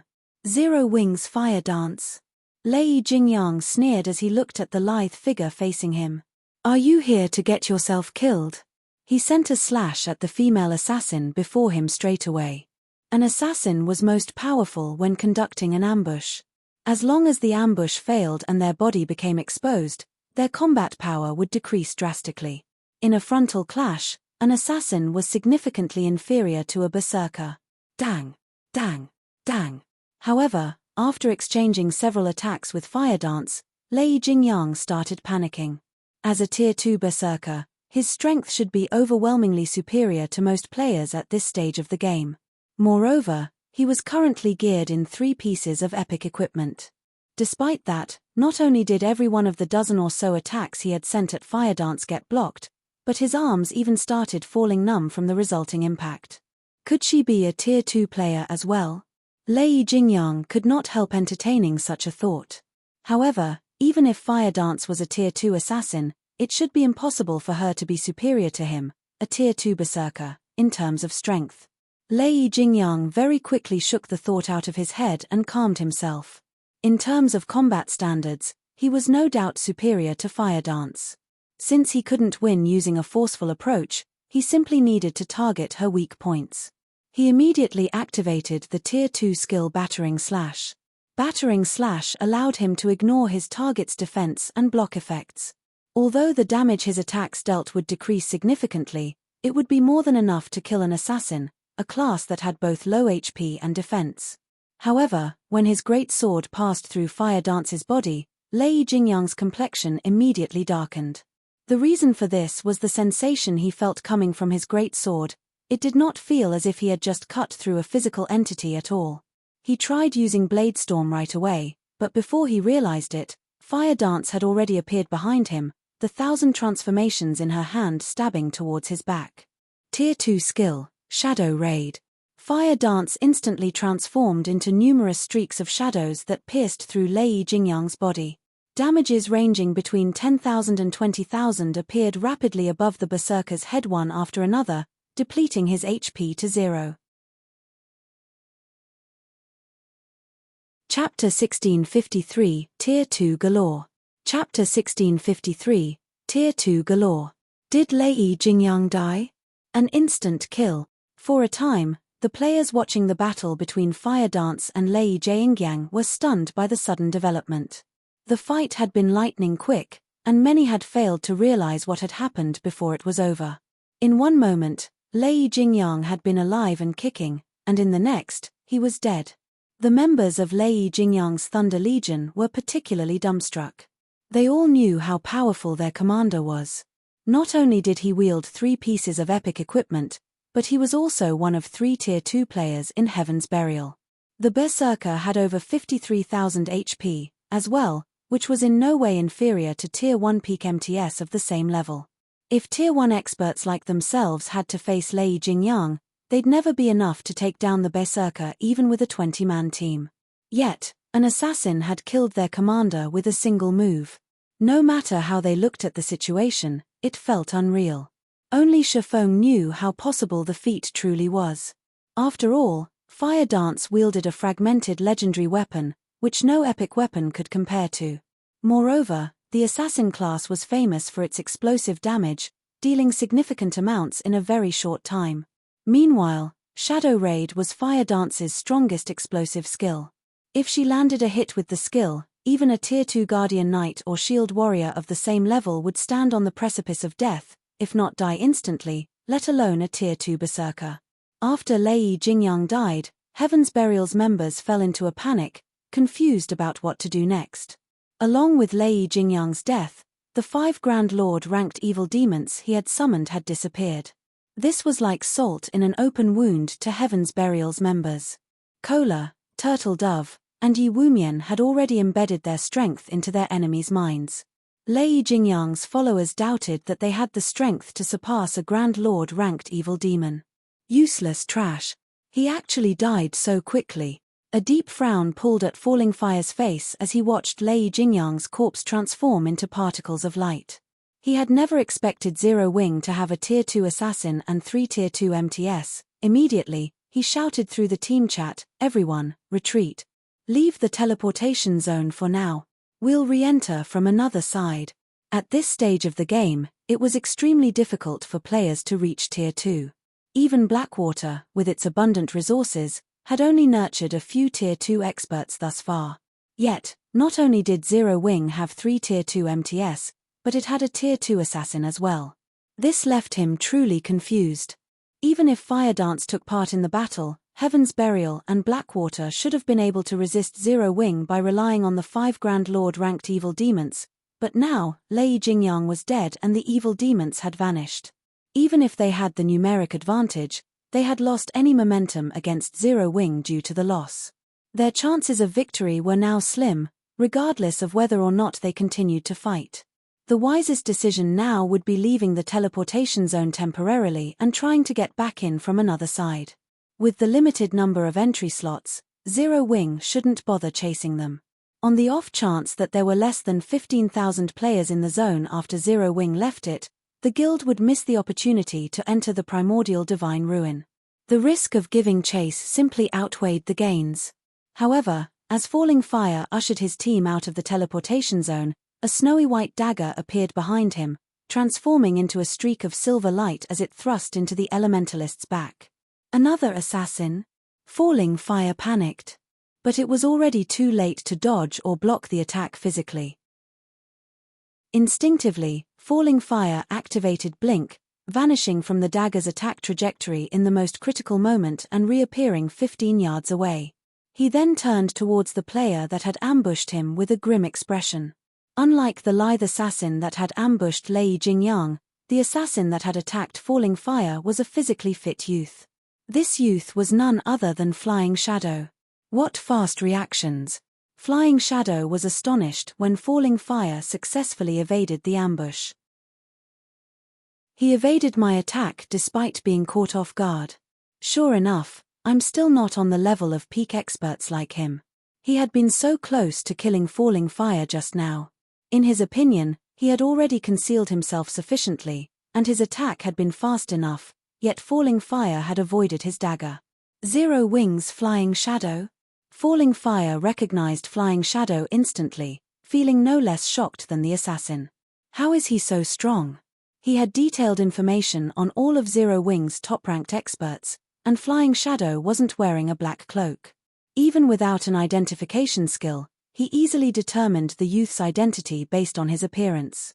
Based on the report he had read, Flying Shadow wasn't nearly as strong as Fire Dance, Zero Wing's #1 assassin.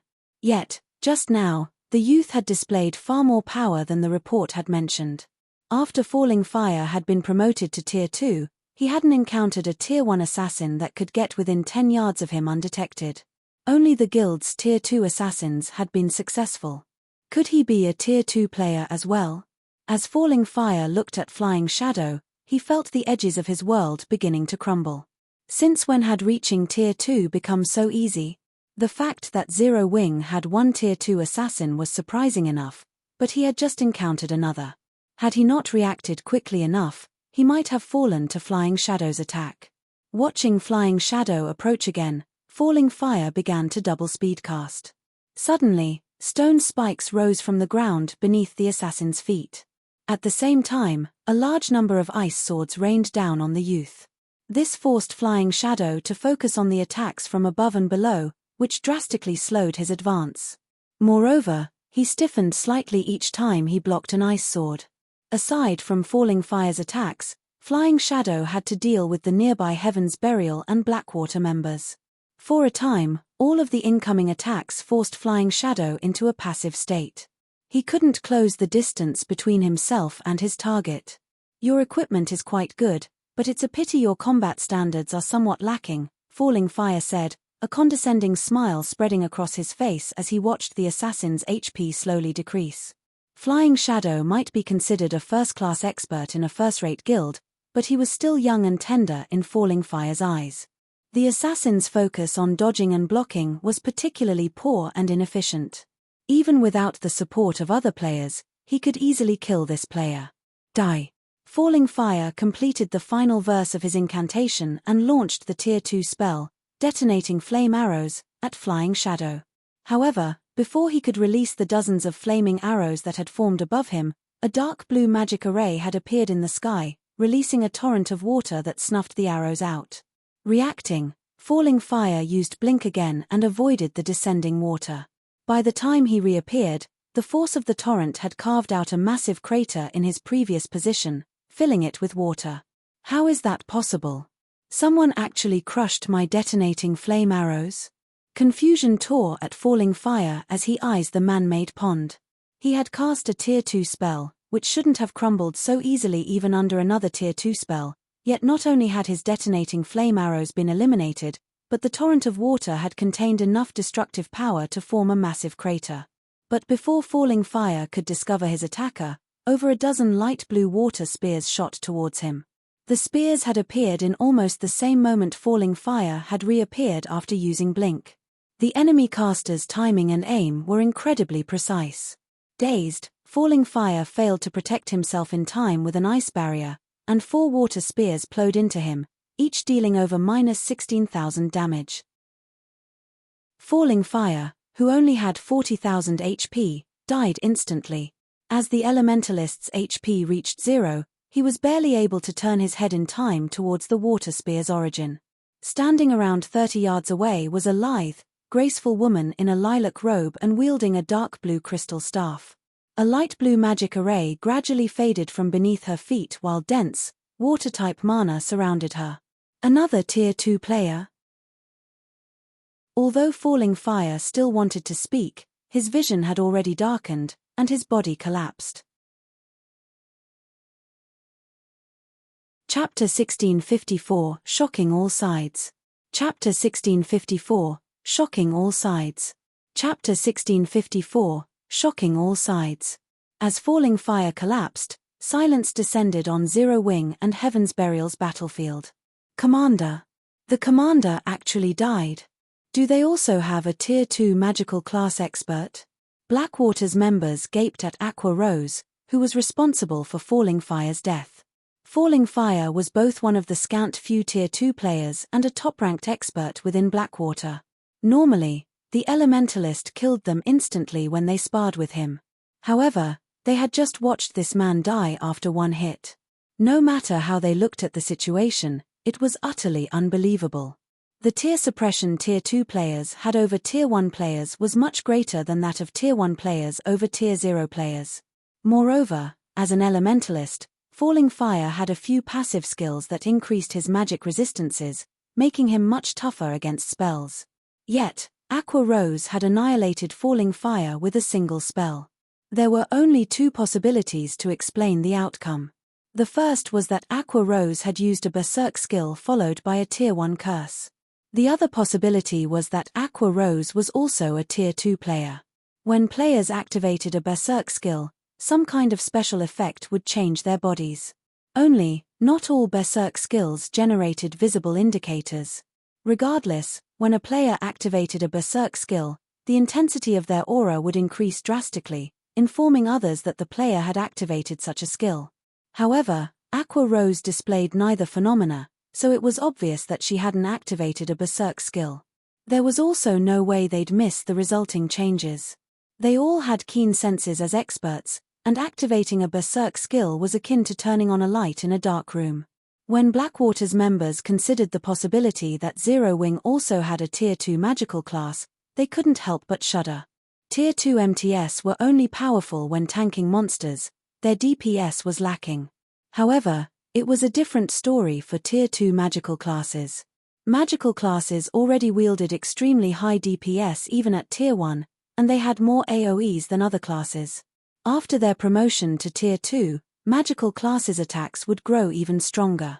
It wouldn't be an exaggeration to call Tier 2 magical classes mobile defense turrets.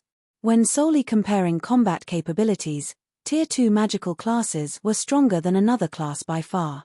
While everyone struggled with their shock over Falling Fire's death, Aqua Rose used the opportunity to cast the Tier 2 spell, Aqua Precinct. With the female Cursemancer at its center, a water domain manifested, covering a 70-yard radius. Any of Heaven's Burial and Blackwater members caught within Aqua Precinct soon noticed the rapid drop in their basic attributes. In the blink of an eye, their basic attributes had fallen to 70% of their original values. Following which, 12 8-meter-long water serpents rose from the pool of water, releasing enraged bellows that echoed throughout the tower. Every water serpent possessed the strength to rival a great lord of the same level. Under Aqua Rose's control, the water serpents jumped at the players from Heaven's Burial and Blackwater. Aqua Precinct wasn't like normal AoEs and was categorized as a domain skill. When using it to attack, Aqua Rose wouldn't harm her allies as normal AoE spells would as long as she controlled the spell properly. Tier 1 experts would have a very difficult time coping with the Great Lord's attacks. Only Tier 1 MTS of the same level could block such attacks without receiving much damage.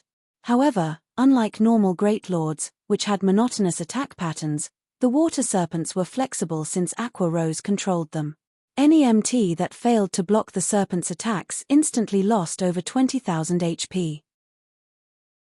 Since Heaven's Burial and Blackwater's MTS had lost 30% of their basic attributes, the Water Serpents only needed 2 hits to finish off a level 50 MT.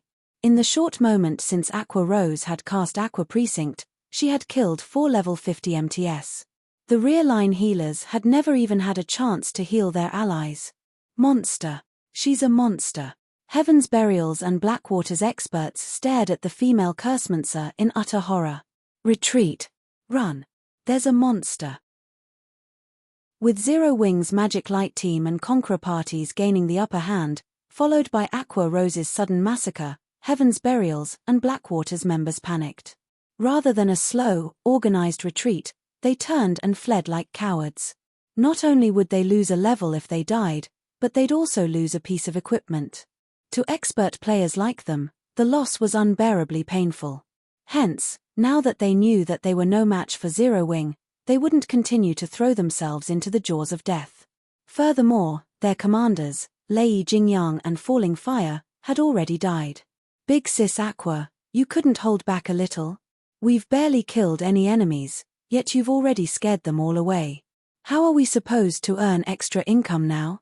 Shadow Sword and Zero Wing's other Tier 2 players sighed in frustration as they watched Heaven's Burial and Blackwater's members flee. They had previously held back because they were worried about scaring off their prey. It had actually taken quite a bit restraint to drag this battle out, yet their prey had run in fear of them before they could reap the benefits and slaughter them all. This frustrated Shadow Sword and the others. My bad. I'll be more careful next time, Aqua Rose said, sending her companions an apologetic glance. She hadn't expected Heaven's Burial and Blackwater's players to be so cowardly. Thus far, the battle between their guilds had been fairly even. In fact, Zero Wing wouldn't get off easily either if Heaven's Burial and Blackwater continued the fight. Yet, rather than stand their ground, the two guilds' members had turned and fled. This will work, too. Just kill as many as you can, but be careful to stay near the team and in the teleportation zone, Shifeng commanded. He was not particularly surprised by their enemy's response. Although Heaven's Burial and Blackwater's experts were no weaklings, the series of mental blows had thrown them into a panic. Fortunately, Heaven's Burial and Blackwater's reaction was a good thing for Zero Wing. At the very least, Zero Wing could now secure more entry slots for the primordial divine ruin. Shadow Sword, Blackie, Violet Cloud, Rampant Blade, Alluring Summer, and Zero Wing's other Tier 2 players began to put all they had into their battles. With the overwhelming strength of Tier 2 classes, Shadow Sword and the others charged into Heaven's Burial and Blackwater's ranks like lions charging into a flock of sheep. The guild's magical class players, such as Blackie, Violet Cloud, and Alluring Summer, dominated the battlefield like humanoid defense turrets. Without anyone to hinder their progress, they each killed over a dozen players with every attack. This only encouraged Zero Wing's other members to fight with more fervor. By the time Heaven's Burial and Blackwater's members left the teleportation zone, they had littered their path with corpses and equipment. The two guilds had lost nearly 2,000 experts since the battle had begun. The outcome was startling. If these casualties were only ordinary or elite players, the loss wouldn't be as painful, but the players Zero Wing's members had killed were all experts. These two guilds had lost just as many experts as there were in an ordinary, first-rate guild. Amazing. So, this is Zero Wing's strength? Didn't someone say that Zero Wing was no match for Heaven's Burial and Blackwater? Heaven's Burial sure is unlucky. Not only is it in danger of losing ancient Rock City, but entering the primordial divine ruin will also be a major challenge. The various major powers had been paying very close attention to the battle between Zero Wing and Heaven's Burial, and the superpowers present were no exception. However, none of them had ever imagined that this outcome was possible. Even Purple Jade, who had a high opinion of Zero Wing, had assumed that the guild would fight its enemies to a draw at best. Yet, Zero Wing had actually chased Heaven's Burial and Blackwater out of the teleportation zone while suffering minimal losses. This had completely exceeded her expectations. As for the various guilds and adventurer teams, which had planned to enter the teleportation zone near Zero Wing, shrank back in fear after seeing the guild's prowess in battle. "Commander, are we still going to charge in?" A level 50 shield warrior clad in black armor could not help but ask his commander. "Charge in? Are you suicidal?" "We're retreating. We'll go in from another side."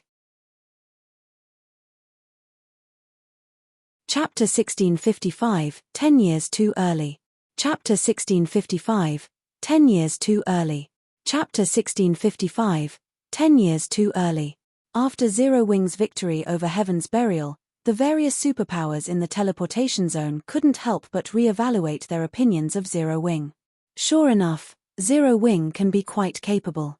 No wonder they dared to ignore our guild's warning.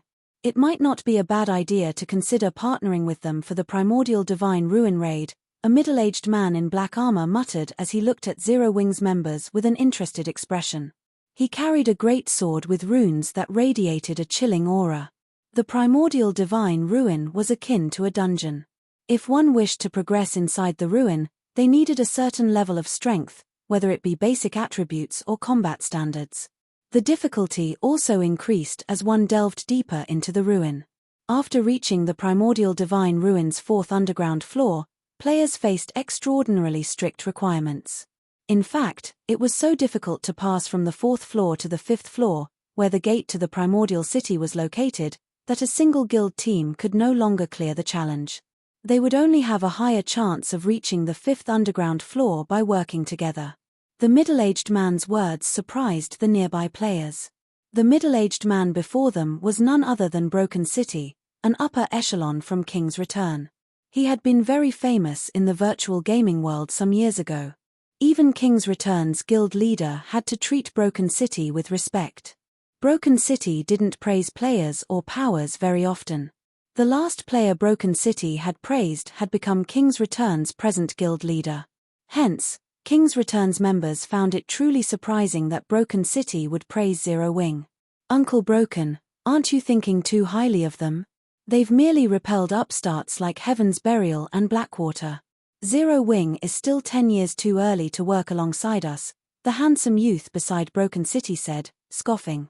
The youth wore dark grey plate armor and wielded a one-handed axe engraved with beautiful runes in his right hand while holding a tower shield made of scales in his left.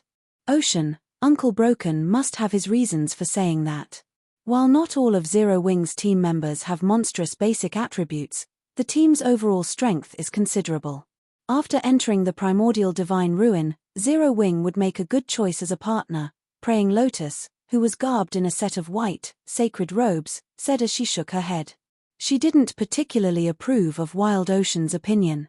Although Wild Ocean had recently received a promotion, becoming one of King's Return's adjudicators, and was one of the guild's few Tier 2 players, his thinking was shallow. Like Broken City, Praying Lotus felt they shouldn't underestimate Zero Wing's strength. Throughout the battle, she hadn't seen Shifeng take action at all. This proved that Zero Wing was still holding back and was far from being as simple as everyone believed. Zero Wing is only good in PvP. We're going to face an endless number of monsters and various traps in the Primordial Divine Ruin. Just clearing the third floor would be a huge problem, let alone reaching the fifth floor. Aside from us superpowers, no team has cleared the ruin's third floor. You should also know that you can't rely on powerful attributes alone to clear the third floor. We'll talk about cooperation after they reach the fourth floor. Wild Ocean snorted, thinking that both Broken City and Praying Lotus's opinions of Zero Wing were too generous. Wild Ocean wasn't the only person with that opinion. King's Return's other experts agreed with Wild Ocean's thoughts. If they partnered with Zero Wing, they would have to share half their slots to enter the fifth floor. What kind of guild was Zero Wing? What kind of guild was King's Return? Did Zero Wing even qualify to share half of their slots? As time passed, the struggle in the teleportation zone intensified. More powers were also joining the fight in the teleportation zone. Now, even the various powers that had hesitated to provoke Zero Wing had decided to give it a try. The struggle for the entry slots lasted for over half an hour. This time, the struggle's intensity was unprecedented. Players' corpses littered the teleportation zone. In the end, the various superpowers still took the majority of the entry slots, while the alliance of first-rate guilds and the alliance of top adventurer teams only claimed a small portion. Among the various powers that had participated in the struggle, Zero Wing's performance was the most extraordinary. Despite Zero Wing starting the fight with less than 2,000 members, they still had over 1,200 members inside the teleportation zone by the time the struggle ended. The guild had claimed nearly 1/10 of the available entry slots, only slightly less than the various superpowers. Among the various superpowers, the Secret Pavilion had the best performance, securing exactly 2,000 slots. Although the Secret Pavilion was more than capable of gaining more than that, it had deliberately held back to avoid standing out. Every one of the other superpowers secured around 1,500 slots, which was slightly more than Zero Wing. This was also the reason why Zero Wing's performance shocked everyone. The various superpowers had started the fight with at least 6,000 members, yet Zero Wing had achieved a near similar result with less than 2,000 members. This battle record was a little terrifying. Crap. I thought that with Heaven's Burial and Blackwater out of the picture, we would get more slots. Why did we end up getting fewer slots than in previous raids? That's right. If I had known something like this would happen, I would have preferred for Heaven's Burial or Blackwater to win. The various first-rate guilds and adventurer teams' upper echelons clicked their tongues in anger and jealousy as they looked at Zero Wing's members. It was common knowledge that teams would have a greater advantage in the ruin if they entered with more players. Now that Zero Wing could send over 1,200 members into the ruin, the guild might actually make it all the way to the 5th floor and enter the rumored primordial city. While everyone else was shocked by Zero Wing's strength, Shafong was ecstatic. Zero Wing had earned over 5,000 pieces of the current top-tier equipment in the struggle for entry slots. Although the majority was level 45 fine gold equipment, they were still valuable. In comparison, Zero Wing had suffered practically insignificant losses. Zero Wing had suffered 600+ casualties in the battle, with the majority of them being the White Tiger Dojo disciples. The disciples were only geared in standard level 50 elite equipment. They had also recovered some of the lost weapons and equipment. Hence, Zero Wing had made a fortune in this battle. When there were fewer than 15,000 players in the teleportation zone, a blue glow enveloped the area. The players inside the zone disappeared a moment later, leaving an empty plot of land behind. The members of the various major powers that remained inside the tower quickly spread the news of the battle's outcome. With the teleportation array's help, Zero Wing's surviving members instantly arrived at Dark Canyon. There were 3 shining, silver moons hanging in the sky. The visibility within the canyon was also very poor. At best, they could see 200 yards around them, and they couldn't sense any other creatures, which instilled a deep fear and insecurity. So, this is the primordial divine ruins 1st floor? Aqua Rose muttered as she curiously surveyed her surroundings. With her physique as a Tier 2 player, she soon discovered the hidden threats around them. A group of skeleton undead hid at the top of the canyon, carrying heavy crossbows that could launch bolts with the power to rival Tier 2 skills. It was obvious that these skeletons had already locked onto their team and were ready to fire their crossbows at a moment's notice. Aside from the crossbow-wielding skeletons, Aqua Rose noticed a large number of ghosts flickering in and out of existence on the path ahead. The ghosts wandered around the bottom of the canyon, and even the weakest among them was a level 50 chieftain while the strongest were level 55 grand lords. If players accidentally provoked these monsters, the consequences would be unimaginable. As if they had long since familiarized themselves with this flaw, the various superpowers teams quickly advanced on a predetermined path. As they advanced, the superpowers teams skillfully pushed away any ghosts they came across while dodging the heavy crossbow bolts. In comparison, The alliance formed by top adventurer teams quickly had their advance halted by powerful ghosts, their members peppered by the crossbow bolts from above the canyon. Damn it! Why is it so difficult? The various adventurer teams' upper echelons frowned at the first floor's difficulty. They were at a loss. Seeing this, the Superpowers members shook their heads disapprovingly. The primordial divine ruin was an extremely dangerous place, yet the various adventurer teams had believed that getting into the ruin was the most difficult part. The struggle in the teleportation zone was simply a prelude for what was to come. Before the adventurer team alliance could think of a plan, they noticed Zero Wing's members taking large strides towards the gateway to the next floor. Have they lost their minds? The various adventurer teams' upper echelons gaped as they watched Zero Wing fearlessly advance. Chapter 1656, Dauntless Zero Wing. Chapter 1656, Dauntless Zero Wing. Chapter 1656, Dauntless Zero Wing. The Adventurer Team Alliance wasn't the only force confused by Zero Wing's sudden advance. The several Superpowers upper echelons and the first-rate guilds alliance also flashed Zero Wing incredulous looks. What's Zero Wing trying to do? Zero Wing's behavior confused everyone. The Dark Canyon's terrain was complex. Although there appeared to be many paths that would lead to the top of the canyon, only a few were actually viable. Moreover, timing was very important when traversing the various paths. A single mistake could easily put an entire team in a dangerous situation. It wouldn't be surprising if the team were even eliminated. Although players would lose only 20% of their EXP and be sent back to the starting point when they died in the primordial divine ruin, multiple deaths would significantly weaken a team and increase the raid's difficulty. For newcomers to the primordial divine ruin, such as Zero Wing and the Adventurer Team Alliance, the safest way through the Dark Canyon was to follow the various Superpowers, who were already familiar with the first floor's trial. Of course, tagging along didn't necessarily mean safety. Even if two teams took the same path, their timing wouldn't be the same. In this case, it would depend on the commander's abilities. Although, for the two Superpowers that raided the ruin for the first time, this wouldn't be a problem. The force's leadership had a perfect grasp of their team's positioning and could minimize their losses as they followed the other Superpowers. The Adventurer Team Alliance's chain of command, however, was chaotic due to its multiple leaders. As a result, the Adventurer Team Alliance suffered many casualties as it attempted to follow after a superpower. But the Alliance still fared better than if it pioneered a path of its own. Yet, Zero Wing did not even understand such a basic principle and had made a beeline for the top of the canyon. Moreover, Zero Wing's members moved with large strides, paying no attention to the monsters in their way, unlike the other teams who carefully and steadily advanced.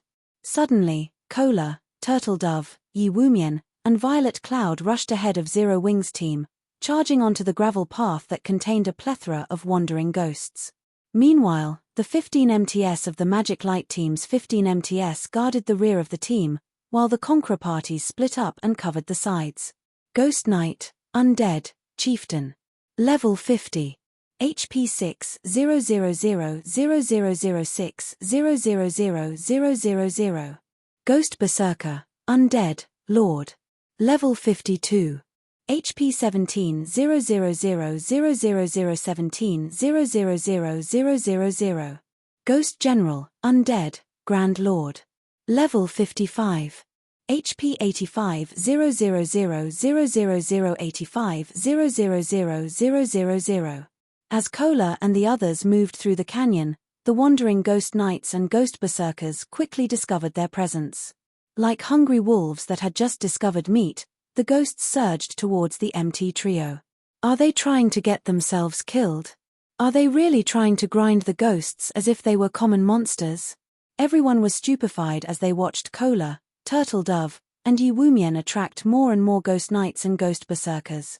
The primordial divine ruin had an endless supply of monsters, and even if players killed these monsters, the awarded EXP and loot was insignificant compared to monsters outside of the ruin. Grinding these monsters simply wasn't worth the effort. Though, to the various powers present, it did not really matter even if a large number of Ghost Knights and Ghost Berserkers ganged up on them, as they were more than capable of defeating these monsters. Instead, The canyon's true danger came from the numerous skeletons stationed at its top. The bolts they fired from their heavy crossbows were as powerful as Tier 2 attacks. Even level 50, Tier 1 MTS would be forced to retreat by several steps and lose around 4,000 HP if they blocked one of these bolts with their shields. If struck directly, they would be dead after 2 or 3 hits. Hence, it was important when selecting a path through the canyon to choose one with favorable terrain that could be used to block the crossbow attacks and lower the chances of encounter ghost generals. In the blink of an eye, over 500 ghost knights and dozens of ghost berserkers chased after Kola and the others. Moreover, the skeletons on both sides of the canyon had aimed and fired their crossbows at the MT trio. However, Kola and the others paid no attention to the countless incoming attacks and continued to advance mindlessly, attracting more monsters as they went. The commotion had even lured some of the wandering ghost generals. Good. Everyone, charge. Follow Kola's group. Shifeng revealed a smile when he saw the swarm of monsters charge at Kola and the others. At this stage of the game, nobody was more familiar with primordial divine ruins than him. He knew that primordial divine ruins were survival tests. Although it was the first time he had visited the primordial divine ruin in the Orc Empire, every ruin had nearly the same tests.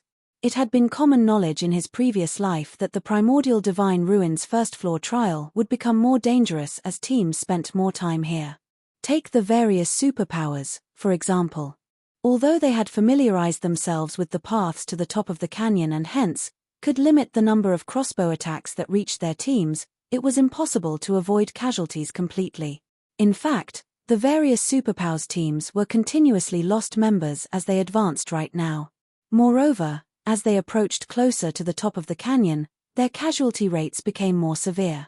To make matters worse, players that died and allowed the system to resurrect them would reappear at the starting point.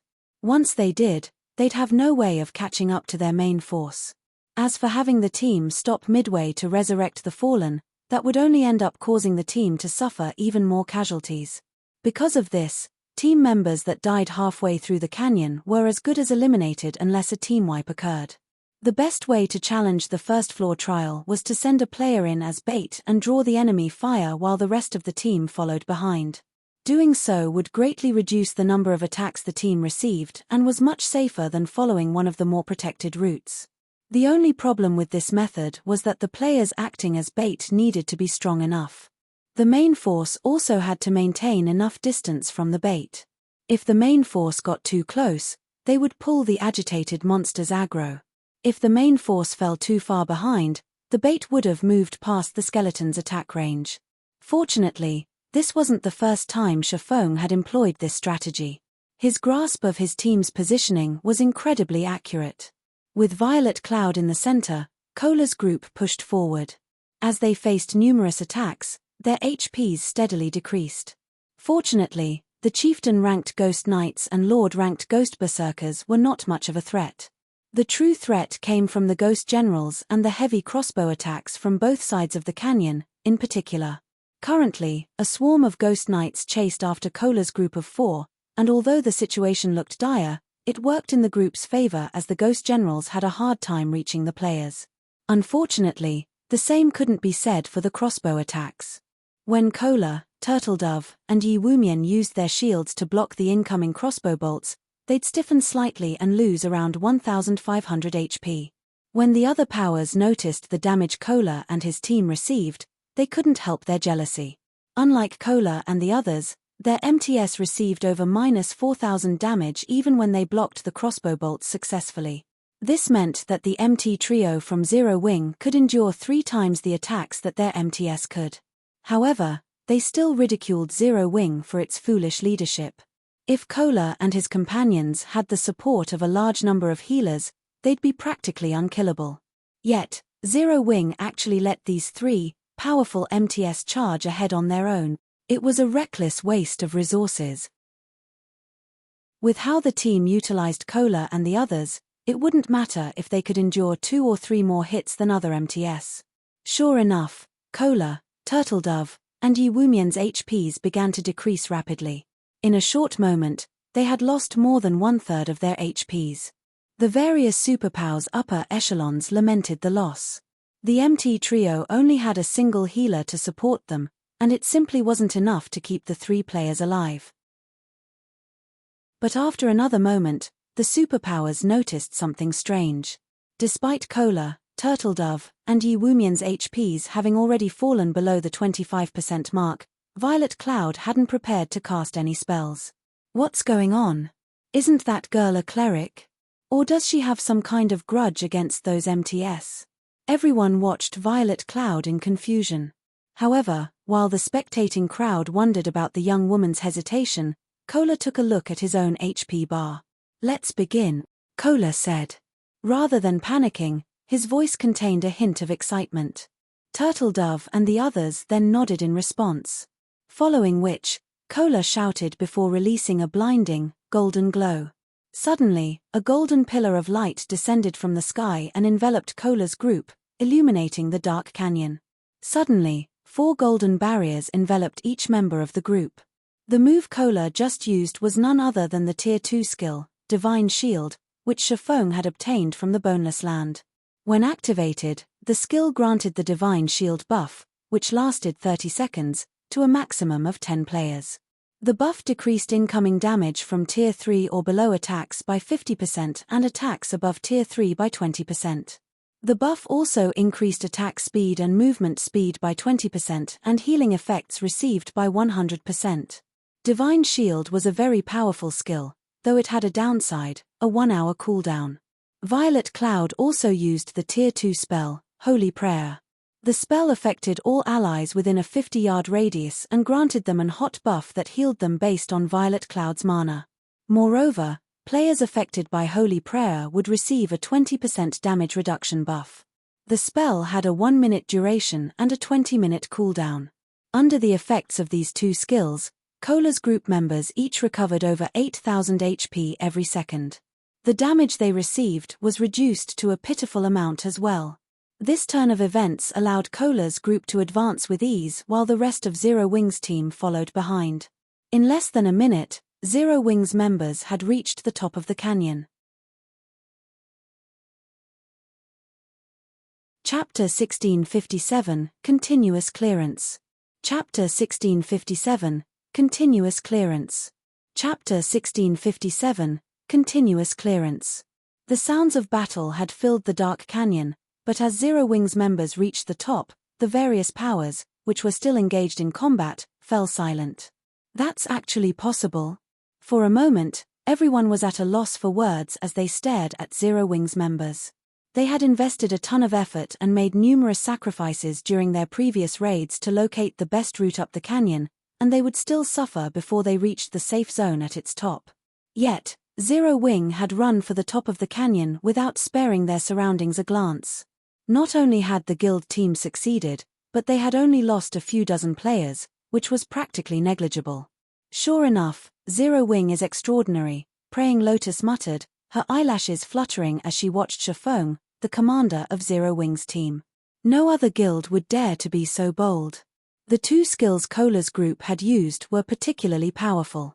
Although they were not invulnerability skills, the combined effect had nullified the threat from both the ghosts and the heavy crossbows. They only got through thanks to powerful attributes and skills, Wild Ocean said, clicking his tongue.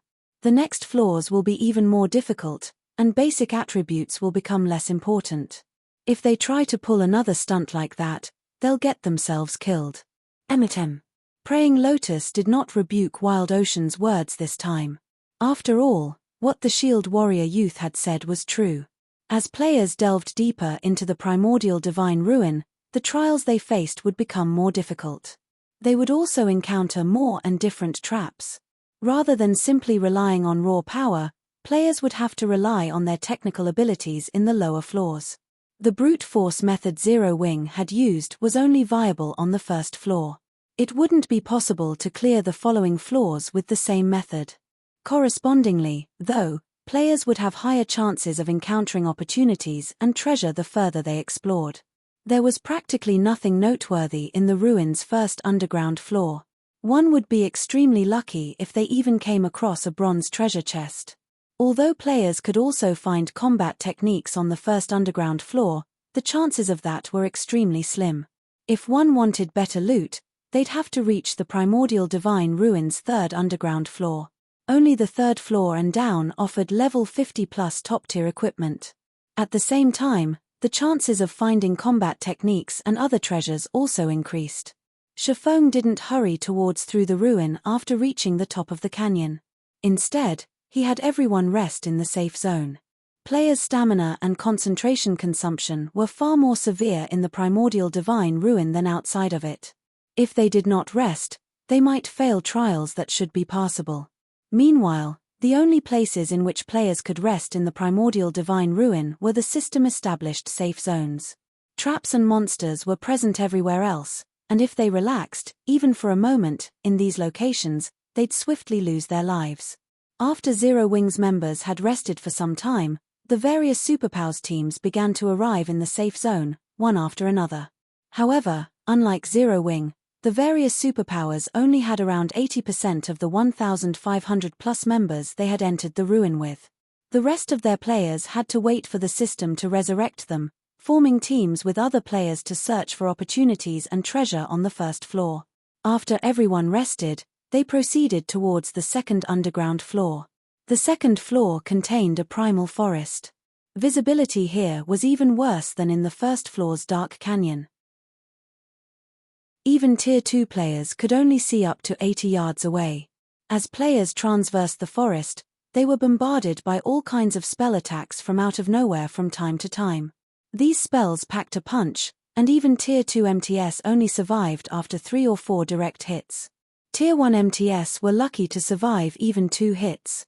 If players wished to reach the next safe zone alive, they would have to rely on their individual reaction speed and decision-making. They'd have to dodge or block an attack instantly when targeted. Only by doing so would the healers have a chance of healing them. All the heals in the world wouldn't save them if a spell struck them directly. The ruin's second floor was also much larger than the first, a testament to the primordial divine ruin's unique nature. As teams progressed, they'd encounter larger maps, forcing players to travel greater distances and face more danger. Shifeng didn't have any special strategy to get through the second floor's trial. He could only send in the Magic Light team and Conqueror parties to tank as many hits as possible, limiting the number of casualties the team suffered. Overall, Zero Wing didn't fare nearly as well as the various superpowers. Upon reaching the third underground floor, the increased difficulty was particularly evident. The necessary method to clear the third floor wasn't like the first two. The various attacks and traps players had to face had also changed. Now, players had to collect a sufficient number of teleportation stones to proceed to the fourth floor. Each teleportation stone could only transport 100 players, and only the third floor's Grand Lord-ranked monsters would drop them. One could just imagine how difficult it would be to kill a Grand Lord-ranked boss in such a dangerous environment. It's no wonder why only the various superpowers have only gotten through the third floor thus far, leaving the first-rate guilds alliance behind. As Shifeng stood at the third floor's starting point and observed the barren wasteland before him, he could not help but frown. Thunderclouds covered the sky above the plain as far as he could see. Lightning frequently descended, decorating the ground with scorch marks. Not only did the lightning strikes contain a lot of power, but they were also extremely fast, significantly faster than normal spell attacks. When facing a normal spell attack, expert players could dodge or block as long as the spell was cast from a certain distance, but the lightning strikes from above were incredibly fast. This trial's difficulty increase was tremendous. Furthermore, players had to kill level 55 Grand Lords. However, the various superpowers teams, which had just arrived, reacted as if they didn't see the lightning bombarding the plane. They quickly split into 2 groups, leaving one behind in the safe zone while the other boldly strode into the barren wasteland in search of Grand Lord-ranked thunderbeasts and thunder elementals. Lightning continued to descend from the sky, but the superpowers members swiftly maneuvered around the strikes. Aside from a few unlucky players, who had been targeted by multiple lightning strikes, most were able to dodge the natural attacks. Even if they failed to dodge in time, their team's healers would quickly restore their lost HP. In contrast, The first-rate guilds and adventurer teams were unsure of how to continue. If they only had to dodge the lightning strikes, most of their members would be successful, but with the addition of monsters, chaos would ensue. They'd either fall to the lightning, or the monsters would slaughter them. So what if they got a lot of players this far? They still won't clear the third floor. Wild Ocean could not help but flash Zero Wing's team, which still occupied the starting point, a ridiculing smirk. Players' basic attributes were no longer the key to clearing the trial once they reached the third underground floor. Here, individual combat standards held greater importance. If a team couldn't defeat the Grand Lord-ranked bosses while being showered by lightning strikes, it would venture no further in the primordial divine ruin. Guild leader, the lightning strikes attack rate and numbers are too high. I'm afraid that no more than 50 of our members will be able to fight while dodging the strikes. Should we grind the bosses for teleportation stones with just a 50-man team? Although it will slow us down, we shouldn't have a problem collecting the necessary teleportation stones, Aqua Rose suggested. If any other guild, excluding the superpowers, encountered such a situation, they'd likely be stuck here. Even Zero Wing only had a few experts who could fight in this lightning zone. Not even the Conqueror's armor's battle arrays would be very effective. Meanwhile, trying to raid Grand Lords with so few experts was impossible. This was also why the various first-rate guilds, which had reached the ruin's third underground floor previously, had never cleared it. However, Zero Wing was different. Its team had over 10 Tier 2 players and shouldn't have a problem forming a 50-man raid team that could dodge the lightning while fighting the bosses. Unfortunately, raiding level 55 Grand Lords with only 50 members would take a lot of time, more time than the various superpowers raid teams, which had around 300 members each. No need, we'll all go together, Shifeng said, smiling as he shook his head. Everyone? For a moment, Aqua Rose thought she had misheard Shifeng. Relax. If this were any other trap, we might not have a way to deal with it, but if we only have to deal with lightning, we won't have to worry, Shifeng said. He then took a thick, ancient tome from his bag. This item was none other than the ancient weather book. Chapter 1658, Might of the Ancient Book. Chapter 1658, Might of the Ancient Book. Chapter 1658, Might of the Ancient Book. Across the vast wasteland, the various superpowers hunted bosses with organized precision. Meanwhile, the first-rate guilds and top adventurer teams could only watch from within the safe zone. Although these teams had a few experts who could dodge the lightning strikes, players who could dodge while fighting a Grand Lord were as rare as a phoenix's feather. A level 55 Grand Lord was already an extremely difficult foe, and teams lost players even during a normal raid. Hence, trying to raid one while severely handicapped would simply be suicidal. To compensate for their lack of numbers, the various first-rate guilds and top adventurer teams had tried to pool their experts to raid the bosses. However, despite multiple attempts, they had failed. Although the alliance of the various first-rate guilds and adventurer teams had formed allowed them to build a raid team with sufficient manpower, the environment favored the Grand Lord-ranked Thunder Elementals and Thunder Beasts. The third floor's environment enhanced all lightning-type skills and spells by 30%. Cloth armor classes, which had low HP and defense, would likely die instantly if they failed to dodge the Thunder Elementals or Thunder Beast skills. 0 mistakes were allowed in battle. However, players would be hard-pressed to avoid mistakes while constantly bombarded with lightning. In the end, the Alliance team wiped after losing so many members midway through the battle. As the first-rate guilds and top adventurer teams rested, Shifeng led his entire team into the lightning zone. It was as if he had missed their tragic downfall after fighting in the wasteland. They're going all together. Have Zero Wing's members lost their minds? What are they trying to do? Even if a single death only costs 20% EXP, do they have to be so reckless? When the members of the various first-rate guilds and adventurer teams saw Zero Wing head into the plains, they thought that Zero Wing's members had gone mad. In this lightning wasteland, a player's basic attributes didn't matter as much as on the previous floors. Here, combat standards were far more important. Even if a team charged into the lightning wasteland with 1,000 members, each member would suffer the same number of lightning strikes. In fact, the players would have a higher chance of being struck. This was because players would have less space to maneuver in a larger group. Moreover, if players were not careful when they dodged, they'd likely avoid their own lightning strike only to get hit by their neighbors. The various powers weren't the only ones confused by Shifeng's ludicrous decision. Even Zero Wings members were confused. They had seen how the experts from the various first-rate guilds and top adventurer teams had ended up after fighting in the wasteland. They also knew that those expert standards were much stronger than theirs. If they rushed into the plains, they'd doubtlessly suffer a similar fate. As Zero Wings members approached the safe zone's boundary and were about to enter the lightning zone, they couldn't help their growing nerves. Why are they here? Wild Ocean, who currently fought within the zone, was surprised to notice Zero Wings' team enter the lighting wasteland. Are they that tired of living?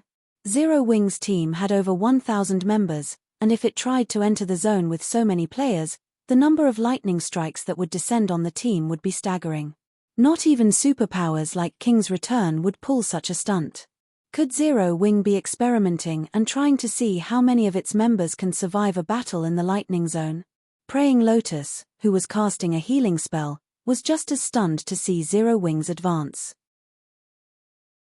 As the various superpowers members wondered, one player from Zero Wing after another stepped into the zone.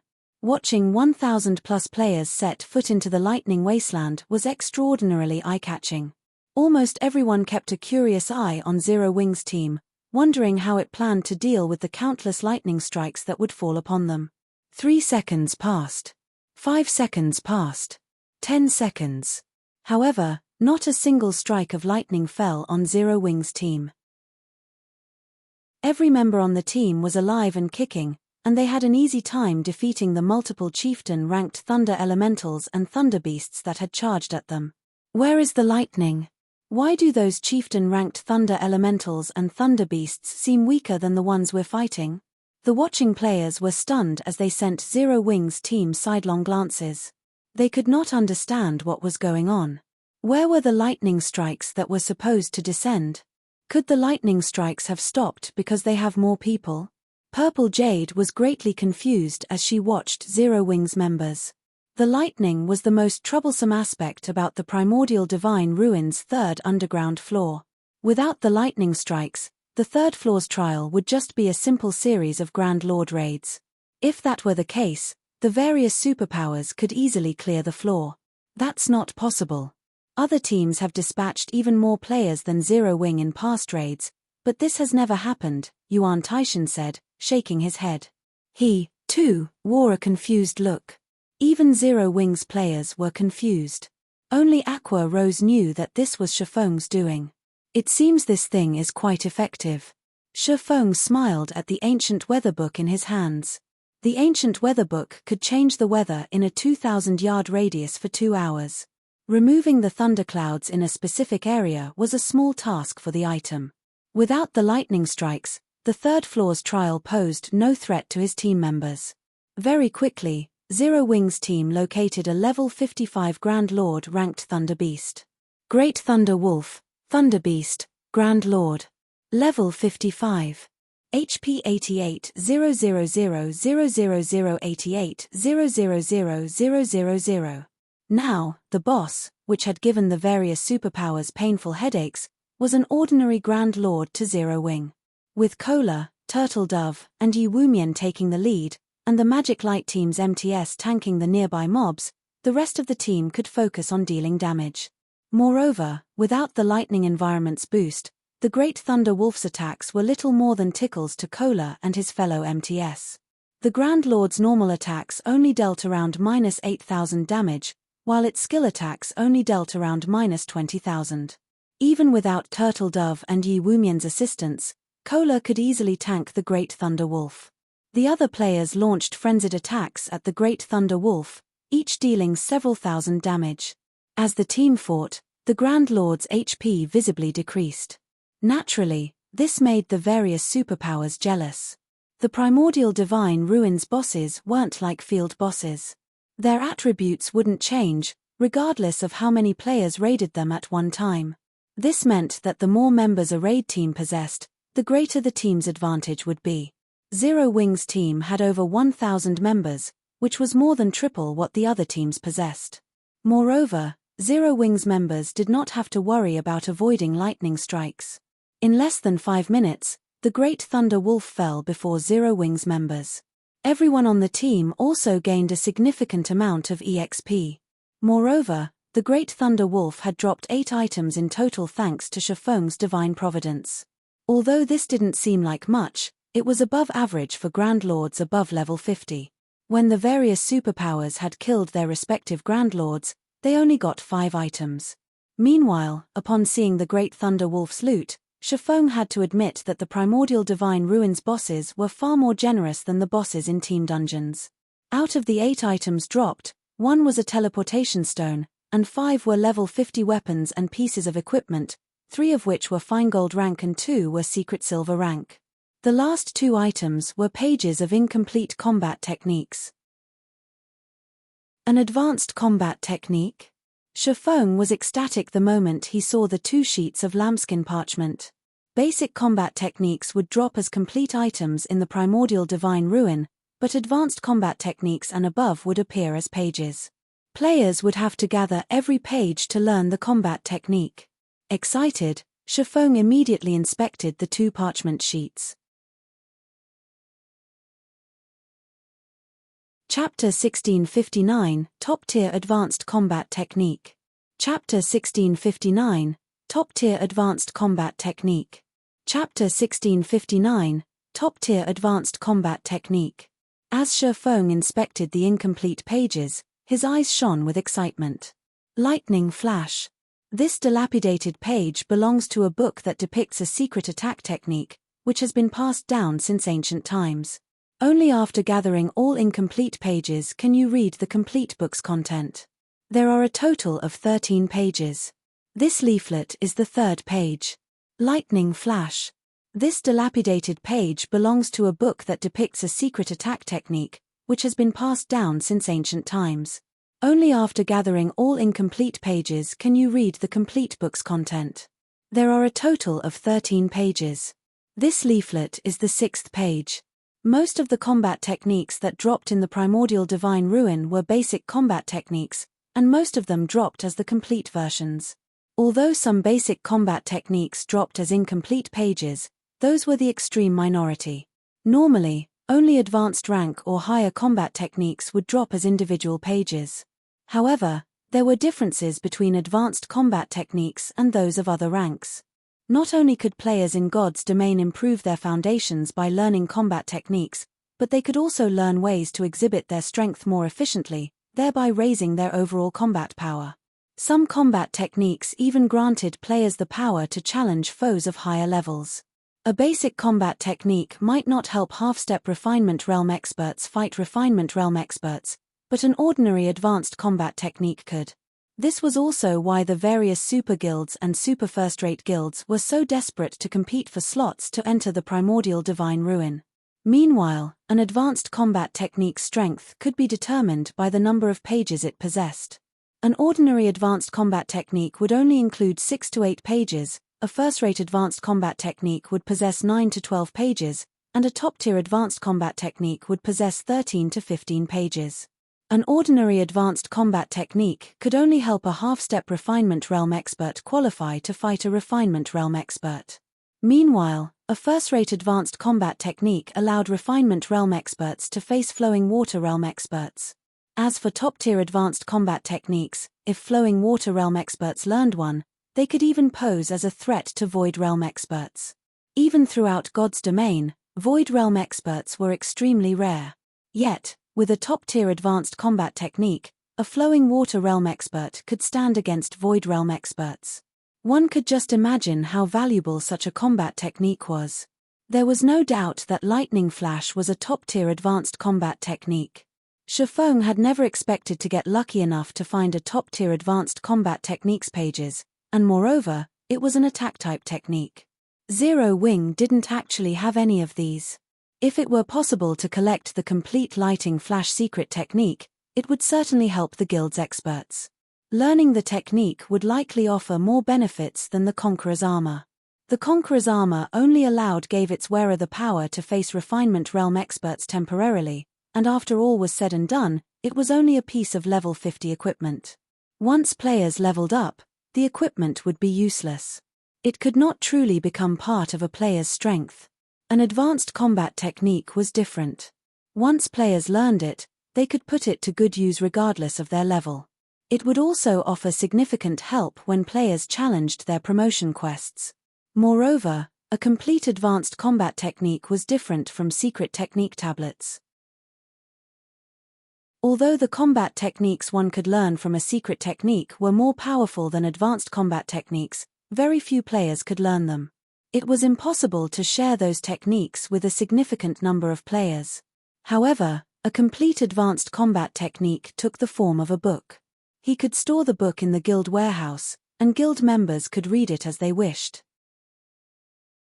Setting aside whether or not players could actually learn the technique successfully, at the very least, everyone would have the opportunity to learn.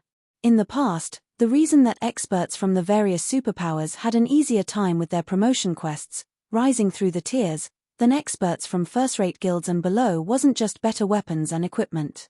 Rather, it was because their access to combat techniques was superior in both quantity and quality. Thinking up to this point, Shifeng led his team in search of another boss rather than resting. The ancient weather book only had a 2-hour duration, whereas it had a 10-hour cooldown. He might be able to wait for such a long time, but the primordial city would not wait for him. Who knew if the primordial city had an entry limit? If there wasn't one, they might be alright, but if there were, he and Zero Wings members would lose their chance to enter the legendary city if they were too late. Hence, he had to cherish every second and minute of these 2 hours. Zero Wings members continued to hunt one Grand Lord ranked Thunder Elemental or Beast after another. When the team encountered a Grand Lord in the barren wasteland, they'd pounce like a pack of hungry wolves.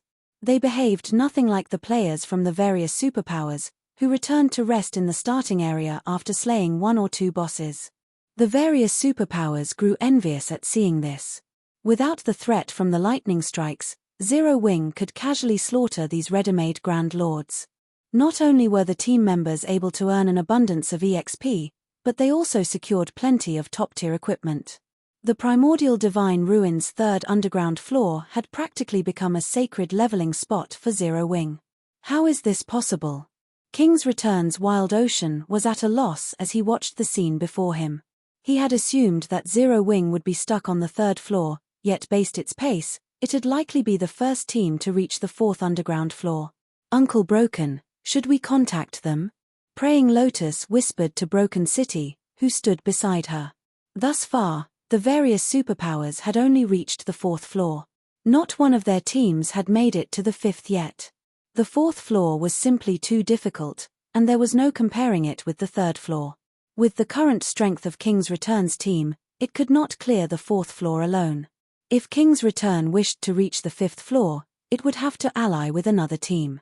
However, doing so would leave the team fewer entry slots to the 5th floor. No. It is too soon. We'll send them an invite once they experience the 4th floor's wall, Broken City said, smiling as he shook his head. The 3rd floor's trial was child's play compared to the 4th floor. Not only did players have to face all sorts of attacks, but the Guardian boss was also a bona fide level 58 Grand Lord ranked archaic species. Even now, not a single superpower had dealt any damage to the Guardian boss. Although King's Return had prepared thoroughly this time, they had no more than a 30% chance of defeating the Grand Lord. Needless to say, Zero Wing's chances were even lower. While the various powers grinded bosses on the primordial Divine Ruins' 3rd underground floor, news of Zero Wing's team completing the 3rd floor's trial quickly spread among the participating teams. The various large guilds and top adventurer teams from the kingdoms and empire neighboring the Orc Empire, in particular, had to re-evaluate their opinions of the guild. The various superpowers had, thus far, monopolized the primordial Divine Ruins' 4th floor. The fact that Zero Wing had reached that floor proved that it could nearly rival those superpowers in terms of top-tier experts. At the very least, Zero Wing was definitely superior to first-rate guilds and top adventurer teams in this regard.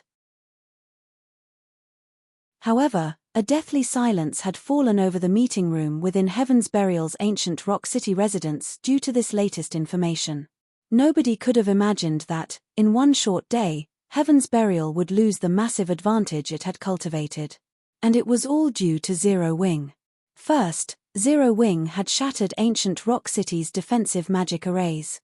Then, the guild had plundered their entry slots for the primordial divine ruin. Now, Zero Wing was about to set foot on the ruin's fourth underground floor. Zero Wing, Singular Burial's expression twisted as he read the latest report. Heaven's Burial's reputation was in tatters. If they did not figure out a way to deal with this problem now, the guild would likely have a rocky path ahead even if they held on to ancient Rock City. Singular Burial spun towards Flameblood, who sat beside him wrapped in bandages, and growled, "Flame, didn't you say that Beast Emperor needs the souls of 400,000 elite players to display his full strength in Starmoon Kingdom? Go, tell him that I will fulfill that request.